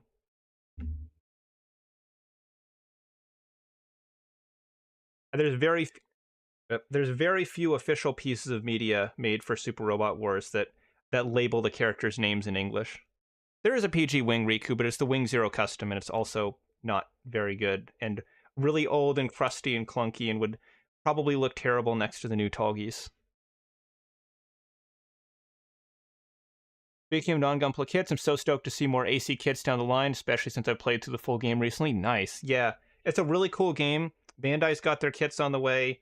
Kodo's got kits on the way. There's going to be some pretty good options out there for Armored Core, hopefully. And yeah, man, Pig, you've talked a lot before about your want for regular Huckabine. I don't really mind the ones that we have. I do kind of prefer the later Huckabine designs a bit more, but it definitely would be nice to have the original as well. The only thing Kodo didn't that was in the OG was the Brasta, if I recall correctly. Maybe one or two belonged to their game or added to OG later. Yeah, like I think the Kodo kits were made before Moondwellers, so the suits that were in Moondwellers weren't in the Kodo line. Like they didn't do the... Why am I blanking on the name of it? Not Grandius, the the super robot-y looking mecha that the red-haired kid pilots with the two girls. I can't remember the name. I remember it from Super Robot Wars J, but like the main... I don't know if it was Was it Grandsort? The one that's like the super robot looking one with like the green accent parts on it.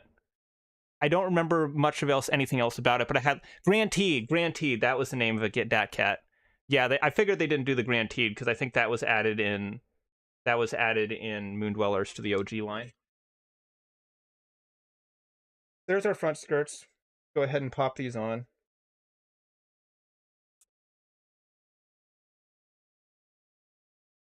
All right.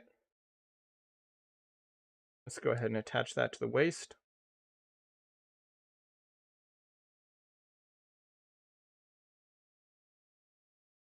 I'm just double checking to make sure that I have the waist oriented correctly. I think I do.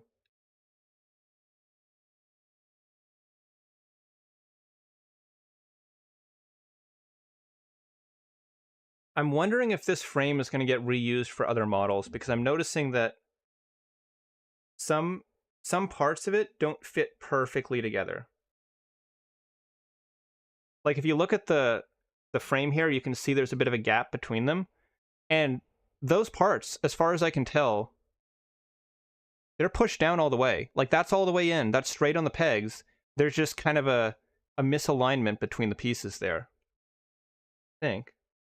Let me triple check that. Come on. Come on. There you go. Oh. Oh, wait, never mind. I see how this works. I see why there's a gap now. So not only do the hip flaps move, but the entire front waist armor moves as well. It's on a rocker joint. So that's why there's so much space there. So when you tilt the torso back, you can also tip the front part up or maybe tip it down. Tip it down for like a crunch. Okay, yeah, that's what it is. You tip it down when you're doing a forward crunch, and it gives you a little bit more motion. Well, that's neat. That's not a type of articulation I think I've ever seen on a Bandai kit. Hello, Ash Saber, Ash Savior, Ashen Savior. Yeah, exactly. There's so many different ways to spell a lot of these.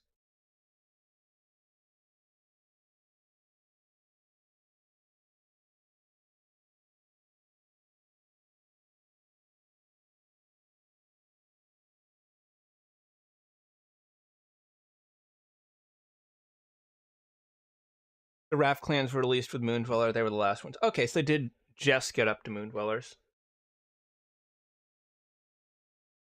How's the thing coming together? Is it fighting me? It's not fighting me too bad. There was a couple pieces at the very beginning that wrap around the main body here that have some really big gaps in them. But aside from those, everything's been going together pretty nice.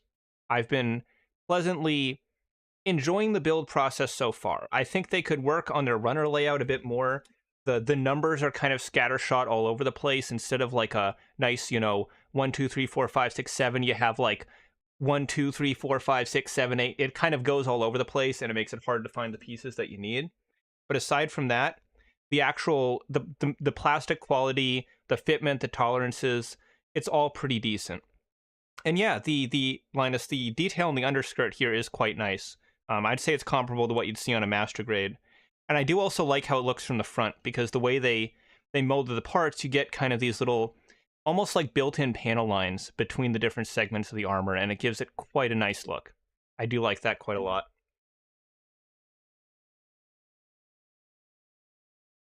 So, I do feel like this build is coming a lot faster than a normal master grade build would, because it has that pre-built inner frame.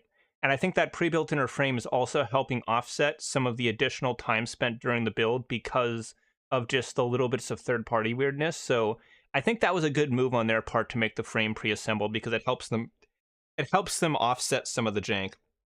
So I might have to spend a little more time finding parts. I might have to spend a little more time getting stuff to fit together, but I'm having to do it with less pieces because half the kit's already built. So I think that That is really helpful in that regard.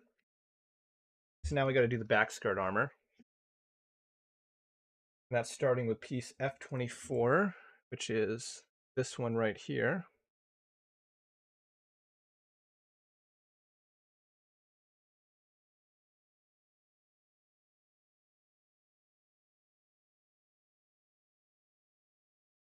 E9, that's going to be this.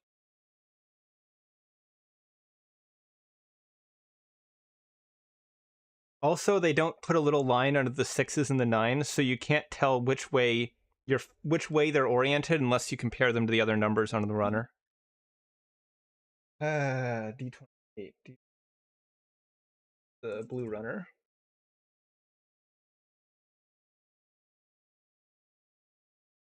Over here. Moving away from high grade, I buy Gunpla for the building mostly, so knowing there are viable options, bigger scale is good. Yeah, once you start looking outside of Bandai, there's a lot more options at 1/100. And if you haven't built a lot of master grades in the past, you can always go back through Bandai's back catalog and build some of their older kits. There's a lot of really good older master grades that still get pretty regularly reprinted.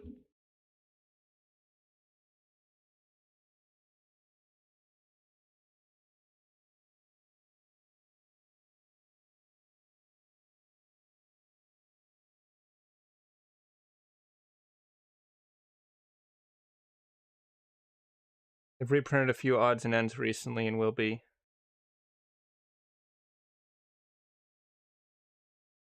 Well, I'm waiting.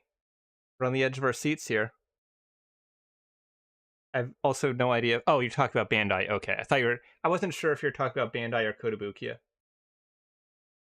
Like the Rick Diaz Re 100s, MG 2.0 G3, Go4. Yeah, they've done a few reprints like that. MG, I'm really glad they did an MG Rick Diaz reprint because that kit's actually pretty awesome. I would say it's like just good enough that it doesn't quite need a 1.5. It's better than the Regia Z. It's better than the Dom. I would say it's maybe on par with something like the gun cannon. And really the only reason I've said before that the gun cannon needs a 1.5 is basically just for the core fighter compatibility. Like, give it some core fighter compatibility, some more modern hands, and you've still got a great master grade on your hands. Yeah, I have a bunch of MGs want to get my hands on. Wing Zero, Verka, Jigen, Gyaradoga, Narrative. Oh yeah. I love the master grade Gyaradoga. That's such a cool kit. Really detailed, really awesome looking model, and pretty much my favorite grunt suit of all time. Or at least one of them. It depends on the era, but the Gyaradoga is always very high up there for me. MG gun can is the best gun can proportions. Yeah, it's a really nice looking kit.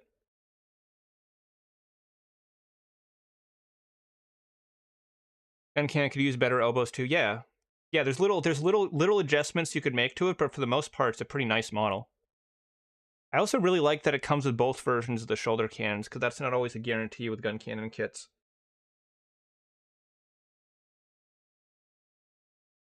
Leo will always be my favorite. Man, Leo is always going to be one of my least favorites. I do not like the Leo at all. I really don't like any of the Oz suits that have that weird, like, rectangular TV screen face. And the Leo's the highest up there for me in terms of dislikes, just because it's so blank and just awkward looking. Like, most of the other grunt suits in Gundam, there's something kind of cool about them, but the Leo just kind of exists. I think I need the O runner next.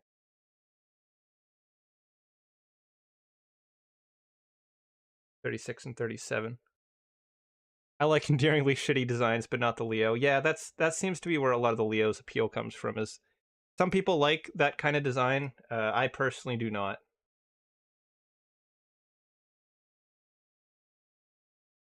Absolutely love the camera essential looking thing. Yeah, I'm not huge on that. I think it's a cool little hidden feature that the Tokis has one hidden under the normal face, but I don't like when it's just the exposed sensor.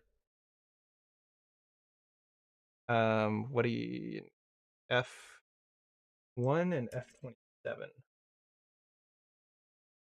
Okay.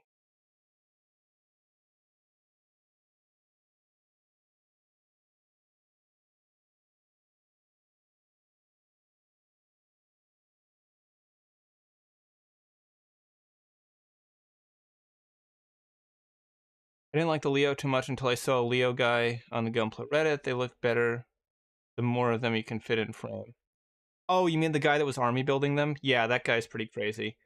The guy who was army building the strike daggers started doing it with Destroy Gundams recently.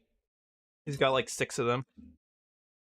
And I mean, I guess it's technically a mass-produced suit, but still, man, that's insane.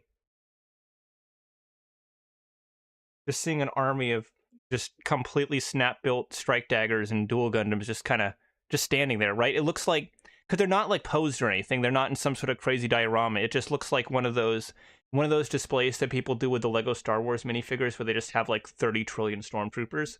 It's basically that, but with strike daggers. He has all 13 now. He also has the Windows and Jinxes. Yeah, I think I remember the Jinxes. For some reason, it seemed like he started with the Jinx 4, which was a really random choice. Maybe he started when they came out on the P Bandai shop, so he wanted to make sure he could get enough of them. Although now that I say that out loud, I have no idea how he got that many of them, because I'm pretty sure they're limited as to how many you can buy per person. Given they're 100 quid each, I'm surprised he's surviving. Yeah, I mean, I guess the cost of living in Japan's fairly low, but then again, the cost of living there is also low because people's wages are low there, so I don't know how he's getting along, but he seems to be getting along fine. The guy is RPing Blue Cosmos. Yeah, basically. You find the Destroy Gun to be a weird release? Not super weird. I think it's pretty cool. I'm glad that we got... It was basically the first time in, like, 3 years that we just got a normal HGUC release, so I was just glad to see basically anything at that point. Last thing we got before that was the Shenlong, I think, in 2021, and the last thing we got before that was the Zaku 2. And yeah, it's in the movie, so they had a justification to release it. That's one of the things that got me really hyped about Seed Freedom, was not only was it a new movie with a bunch of new Gundams, but it also gave them an excuse to make some older stuff that we didn't have yet, like the Akatsuki and the Destroy Gundam. If we didn't already have a real great Impulse, this probably would have been the excuse that Bandai would have taken to make it. Instead, we just got the world's most pointless model kit release in the form of the Impulse Spec 2. It's so dumb because not only are the colors basically the same, but the only thing different, the only meaningful change about the Impulse Gundam in the movie is that it has a new rifle. And it doesn't come with the rifle. So it's completely pointless. Just completely pointless. Where's our HD Din? It's been 20 years. I don't want to say we're probably going to get one, but at this point, if we're ever going to get a Din at this point, this would be the time to make it. So get on it, Bandai. Impulse Spec 2 not coming with the rifles beyond stupid. Oh yeah, it is. That was incredibly stupid, since there's basically nothing else going for the kit. Like, it is such a nothing release that at least giving it the rifle would have given it something. Now, granted, the blast and sword colors do look pretty cool in the Spec 2, but those are 100% going to be P Bandai, and we don't even have a standard blast impulse yet, so who knows how long it's going to take them to make those, if they even ever do. It dies like Dorchinov. I want a kit of the Gilgazamune or a bootleg of its old robot spirits. Gilgazamume, was that the... I think that I'm pretty sure that was a mobile armor from Seed. I don't remember which one it was. Was that the one that was like the spider crab thing with the strike dagger body coming out of the top like a centaur, or am I thinking of something else? Because I remember a few of those mobile armors from G Generation, but I don't really keep the names straight for them. DDB Corgi is making the railgun. Yeah, there's some third parties that are making the railgun, but the fact that it's not included with the Bandai kit is so dumb. Oh, it's from Metal Armor Dragonar. Oh, yeah, okay, that Dorchinov sounds like a Metal Armor Dragonar name. Yeah. I know very little about it, but what I do know about it, that sounds like the kind of name that I would expect something from Dragonar to have. Tab goes out, and it drops over these. I don't really understand why these two parts are two separate pieces. It's literally just a spacer that drops over the frame, and then that's it. Like, maybe this was too complicated for them to mold, but I really don't see why this is two separate pieces. There's not too much more complexity here than we had as two separate parts. I think this could have very easily been one piece. It's a Psycho Gundam, effectively, from Dragon Art. Okay. The bad guy's ultimate weapon is a giant robot samurai with a crotch nuclear missile. Man, that sounds like something Go Nagai would have come up with.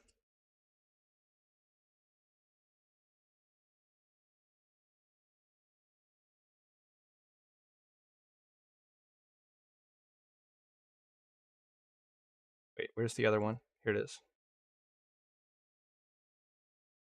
Yeah, I really like how the skirt armor looks. The way this is constructed, where you've got the little gray lines between the gaps in the armor, really makes it look nice. It reminds me of the Master Grade 00 Riser from Bandai did something similar, where there's a lot of gaps between the armor where you can see the frame through it, and it gives it that much cooler of a look.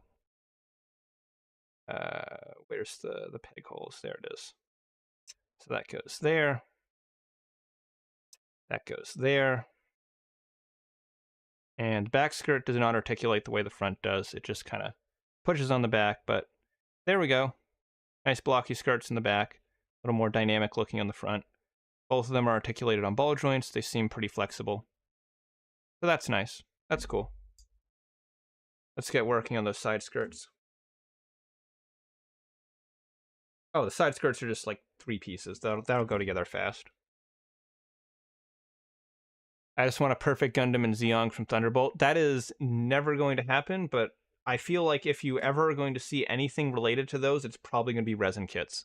I don't think any third party is going to touch those. I don't think Bandai is going to touch those. But if you're at the right what is it, Comic-Con or Wonderfest? I don't remember which one they sell garage kits at. I think it's Wonderfest.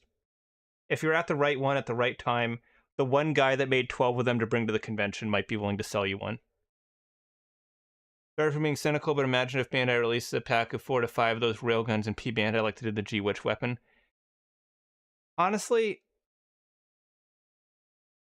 like 4 to 5 of the same weapon, because that feels like too generous for Bandai. I think Bandai would pack one of the weapons with something else and make you buy 5 copies of it, quite frankly. I don't think you're being cynical enough. So, A-Runner.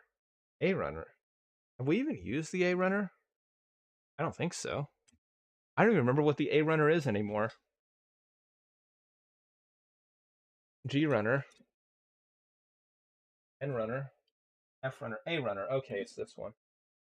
Oh, sorry about bumping the mic there.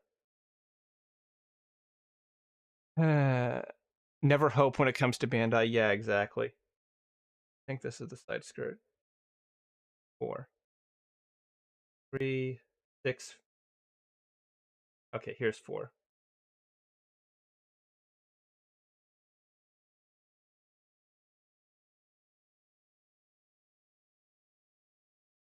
I feel like reading these runners is giving me dyslexia in real time. I'm like conditioning my mind to be unable to read sequences of numbers. Everything's just constantly randomizing itself.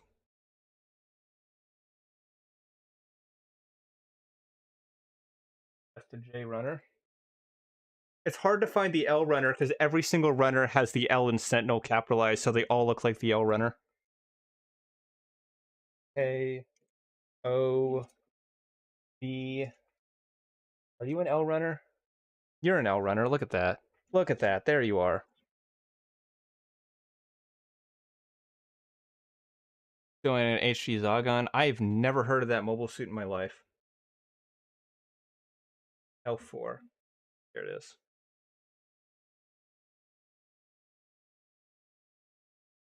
There we go. That.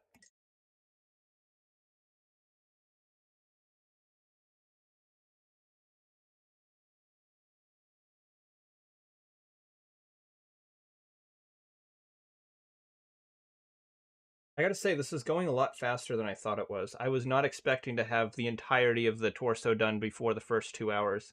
Especially considering that the first half hour of the stream was basically just us sticking around. The fact that we got this far is really quite impressive. And I think it comes down to the frame being pre-built. That really That really accelerates a lot of this. It's an Urder Hunt, spoiler territory, unless you don't mind, I won't go into it. That's fine. I don't really care about Urder Hunt. I might look it up on the wiki later.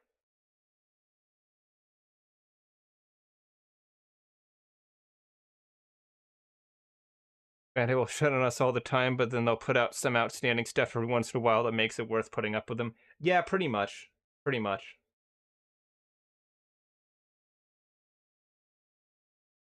They're kind of like Lego, where they know they're at the top, so they can just kind of do whatever they want. But then they also, every once in a while, come out. Crap. I just shaved off a bit of detail because I thought it was a nub. Damn it. I got distracted while I was talking. I guess I'll never finish that thought. Sucks. It's not a big deal. It's just a little. There was like a little raised edge on one of the sides of this piece that I shaved off because I thought it was a gate mark. That anime project is most likely a continuation of the game story. I mean, I would assume so, yeah, right? Because the game got shut down before they were able to finish it. At least I assume so. Finding the runner markers more than the fitment is a good sign for the build. Yeah, the fitment's honestly been fine. I've been genuinely impressed by the fitment on this kit. It's been not nearly as bad as I was bracing myself for. Quite manageable. I thought it'd be an adaptation that becomes a finale. Right. I could see them doing that where it's like it adapts the story so far and then also gives it a conclusion. Oh, runner 16, 16, 16. There we go.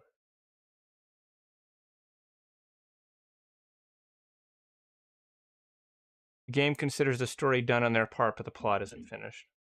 I mean, they didn't really have a choice to consider it done. They were done. They were getting shut down regardless.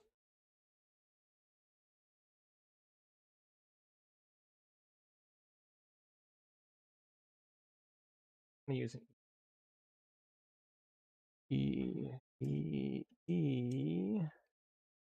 Are you E runners? You're C runners.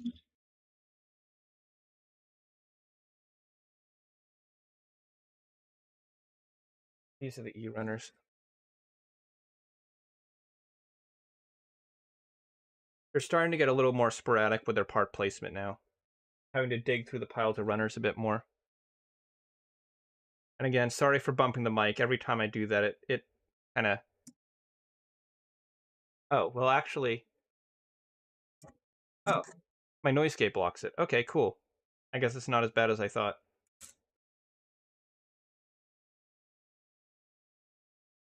I hate it when I'm listening to the audio when I'm editing a video, and there's a part where I like slap the table or something, and it just blasts me in the ears with the full resonating audio from the mic arm.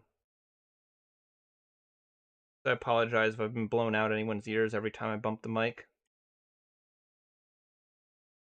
One more point of interest in the hunt and a lot of loose ends to tie up.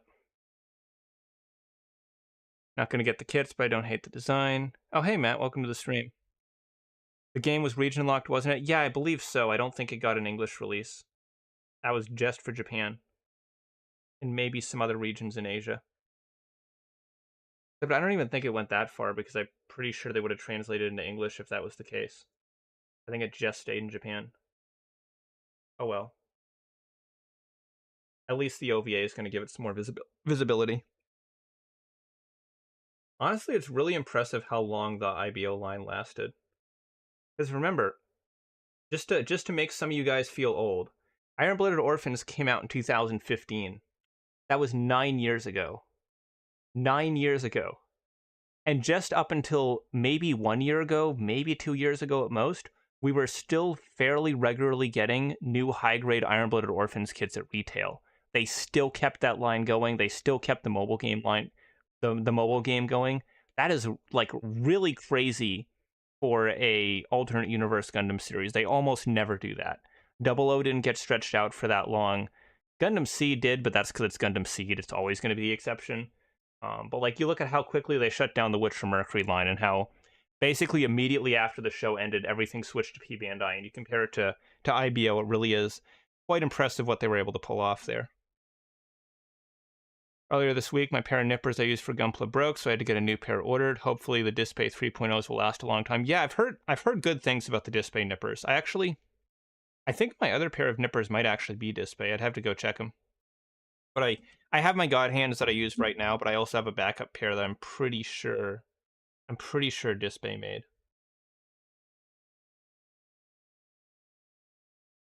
That does not look like the correct pieces.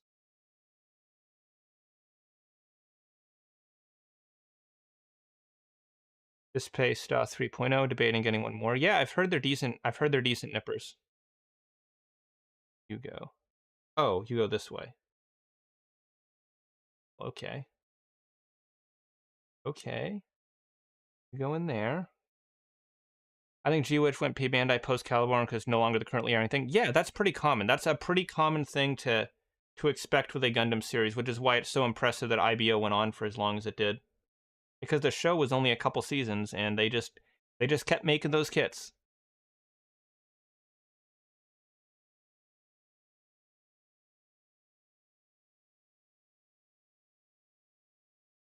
Oh wait, no, this is the right piece. Okay. Okay. Well, that's actually kind of nice looking. It's got a little double color separated chevron here.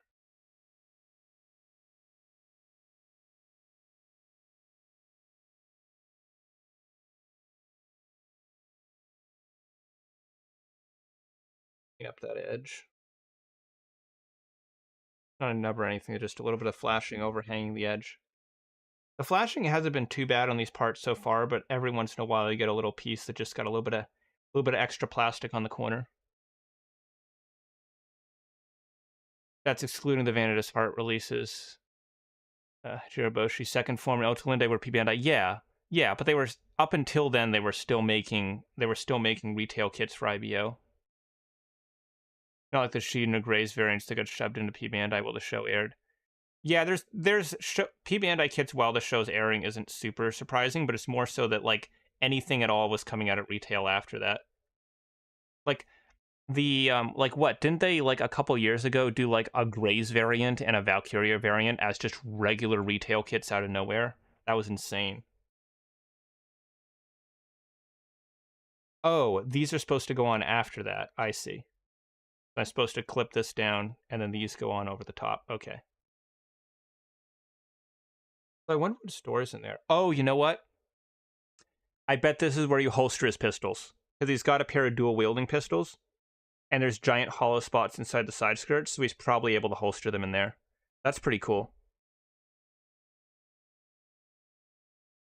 Orga Sheetan's retail if you buy the right option set and paint it. I mean, yeah, but you can say that about a lot of P Bandai kits. Maybe not anymore, but definitely a lot of P Bandai kits that were released more than like 6 or so years ago were just variants you could have made yourself. Sigrid and Schwab were made to promote the game along with Asmodee. They didn't do a good job. Apparently not, no.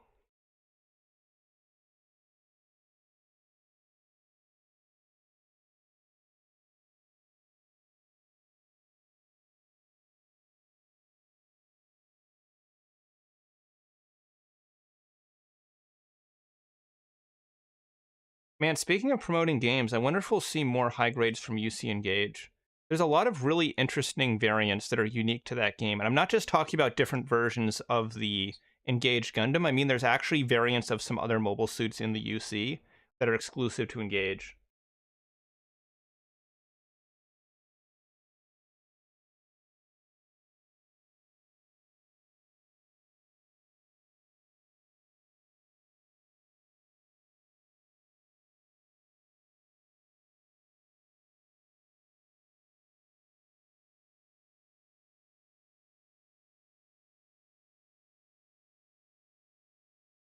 If they run out of the AOZ mines, they might do the UCE P Bandai mines.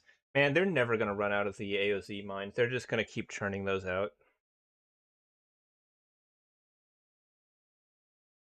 Okay. I see some red text in the manual, so I'm just going to go ahead and translate that real quick to make sure I didn't make a terrible mistake.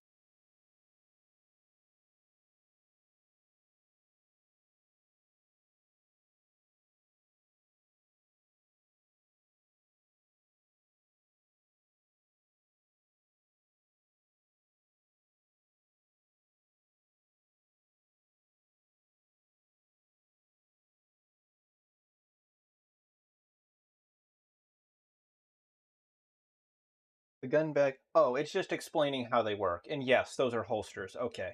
Okay. I saw the red text and I was like, "Uh-oh, that looks like a warning. I should probably read that first." But it's just describing how they work. And you can put guns inside the holster. So, it's all good. It's all good. Didn't ruin anything. Also, that's good to know, MJ, that you can read Chinese because that actually would be helpful.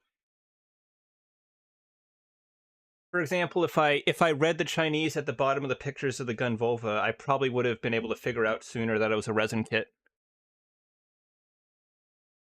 Speaking of AOZ, I'm in awe of the leftovers from the gigantic arms plant. Yeah, there's some crazy leftovers with some of those Advanced Zeta kits. I prefer the look of the Rising Freedom to the Mighty Strike Freedom. Yeah, honestly, agreed. I wasn't big on the Rising Freedom at first, but it grew on me pretty quick. I kind of like the Mighty Strike Freedom, but I think the color scheme needs some work. It's a little too white. If there were just a few places on it where they added some blue to break it up a little bit, I think it would look a lot nicer. Or some gold, or just something to break up all the white. Because it's really not a bad looking design physically, it just, the color scheme I think brings it down a little. I do still want to build the kit though. Okay, so next up we're going to be moving on to the arms. I kind of want to... I'm deciding if I want to start building the head today. I feel I could. I'm trying to see how far into the manual you get before you start having to choose which version you build. But it seems like the torso is the same. The arms look the same. The legs look the same. Then they have you build the sniper head. And those different shoulders? No, that's for the backpack. Okay. They have you build the backpack and head for the sniper. And then you assemble them with the body parts. And then they have you build the shields and the rifle. Then they have you build the alternate head. Then the add-on boosters, the missile pods, the other cannon. Backpack. Okay, so they have you build the entire thing as the sniper form, and then they have you build the conversion parts to make the command type. Okay. So it seems like it's meant to be the sniper first and foremost. Oh, it's got a decal guide in the back. Well, that's handy. Okay.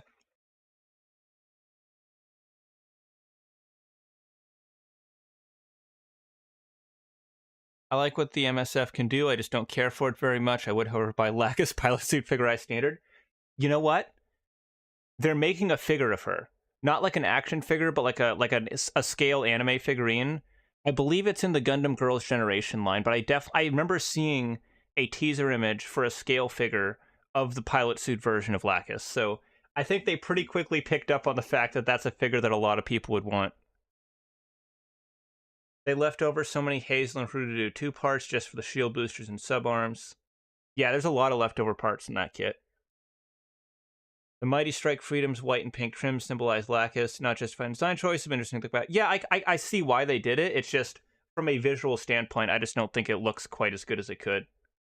And even if you want to go with that angle, maybe increase the pink on it. Maybe give it some more pink to break up the white then. And kind of so you can kind of keep the motif while still making it not just be a giant wash of white. Decal guide look nice compared to others that barely have anything beside the box art. Yeah, they show you as they go through piece by piece all the different decals that go on it.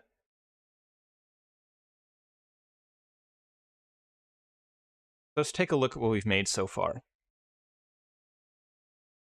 So we've got the upper body here. There don't appear to be any gimmicks in the torso. There's no opening cockpit. There's just a very loose red piece that comes off easily. So like you touch it and it wiggles and you think, oh, this is the opening cockpit, and then it just comes off. And there's nothing underneath it. There's no opening under there. There's no place to put a pilot figure. It's just... Let me just squeeze this back in there. Hang on. It's definitely not made to come apart. It just incidentally comes apart if you touch it wrong. Could they have worked in an opening cockpit gimmick? Probably. Does it bother me that they don't have one? Not tremendously. I think it's fine. I never really loved the opening cockpits on Master Grades. It's not something I absolutely need, and given how much else this kit has going for it, I don't really mind the exclusion of it. Now, what does annoy me is the seam on the side of these torso pieces, because no matter how much I squeeze these together, they always manage to pry themselves back apart, and there's always going to be this giant gap running down the side of the torso. So if you're building this yourself, I would definitely recommend when you put these first couple pieces together, just cement them down the side. Just make sure they're held together nicely, and you're probably going to be fine. But there's no other gimmicks here. It looks like the way the front chest pieces here are designed, if you look at the side, there's kind of these hinges here, so it almost looks like they're supposed to open up heavy arm style and maybe have like some missile pods under here.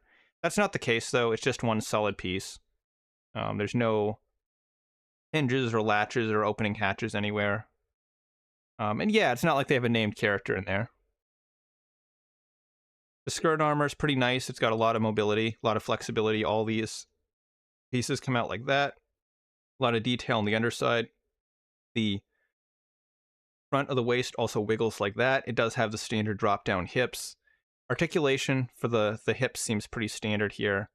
And in terms of gimmicks, you do have the space for the guns to holster in here, so he's going to have a pair of dual pistols that go in there, and those are going to look pretty cool. I'm not sure about these shoulder joints. It did look like it shaved a lot of plastic off when I took it out, so I don't know. It still feels decent, but it feels just, I wouldn't say loose, but there's just enough of a lack of tension to the joint where I could see it loosening up over time. So that could be something to look out for. For the most part, though, I think this is pretty cool. I wonder if the head will have some sniper gimmick to look down the scope better. You mean like a neck joint? Let's see. Let's see what the neck joint looks like on this. So it looks like it's just a double ball joint, so I don't think there's going to be any kind of articulation gimmick for the neck. There's no extra hinge movement in here, and the neck piece is just a double ball stem. So I don't think you'll be able to get any like prone sniper poses with it. SH Studios is releasing a PG Yakadoga that uses a PG unicorn frame. That is insane. Who is even going to build that? Like, how many? With some of those crazy big resin kits, I almost have to ask myself how many they're even planning on selling. Like, who's going to buy that? Like 5 people, maybe? It almost seems like these are kits that the manufacturers are basically just making for their own personal enjoyment and then just selling a couple as a bonus, because there's no way they're selling enough of those to like make it a profitable product.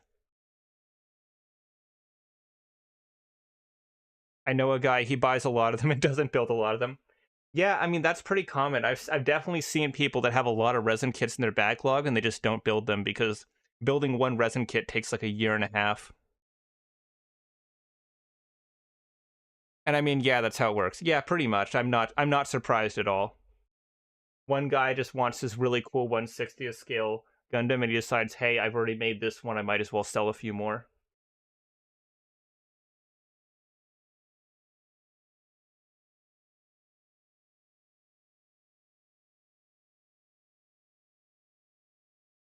I'm kind of thinking, as much as I don't want to have to put all this stuff away and then get it back out next time, I'm kind of thinking I'm probably going to end it here for today. So that was pretty cool. I like what we got so far. We got a lot more done than I thought we would in this amount of time, especially considering how much we kind of stalled at the beginning there. I don't know when exactly I'm going to schedule the next stream. I haven't really decided yet. I'd like to do it more frequently than next weekend, but who knows? Last kit I was able to complete prior to my nippers breaking was a HD Crossbone. Started with the HD Easy 8, but didn't get farther than torso. Yeah, HD Crossbone's not a bad kit. It's a little bit less cool now that we have the real grade, but it was, when I built that, like 7 years ago maybe, it was a pretty awesome model. So I think this is probably where we're going to end it for today. I might hang out a little bit longer, but as far as building goes, I think this is pretty much done. So No idea when the next stream's going to be, but it's probably going to be pretty soon. I'd like it to be more soon than next weekend, but who knows? Um, I would say leave a like and subscribe, but I'm assuming you guys are already subscribed if you're here. Um, Stick around for the new content coming out on the channel. I will try to put out more videos and streams at a more frequent rate.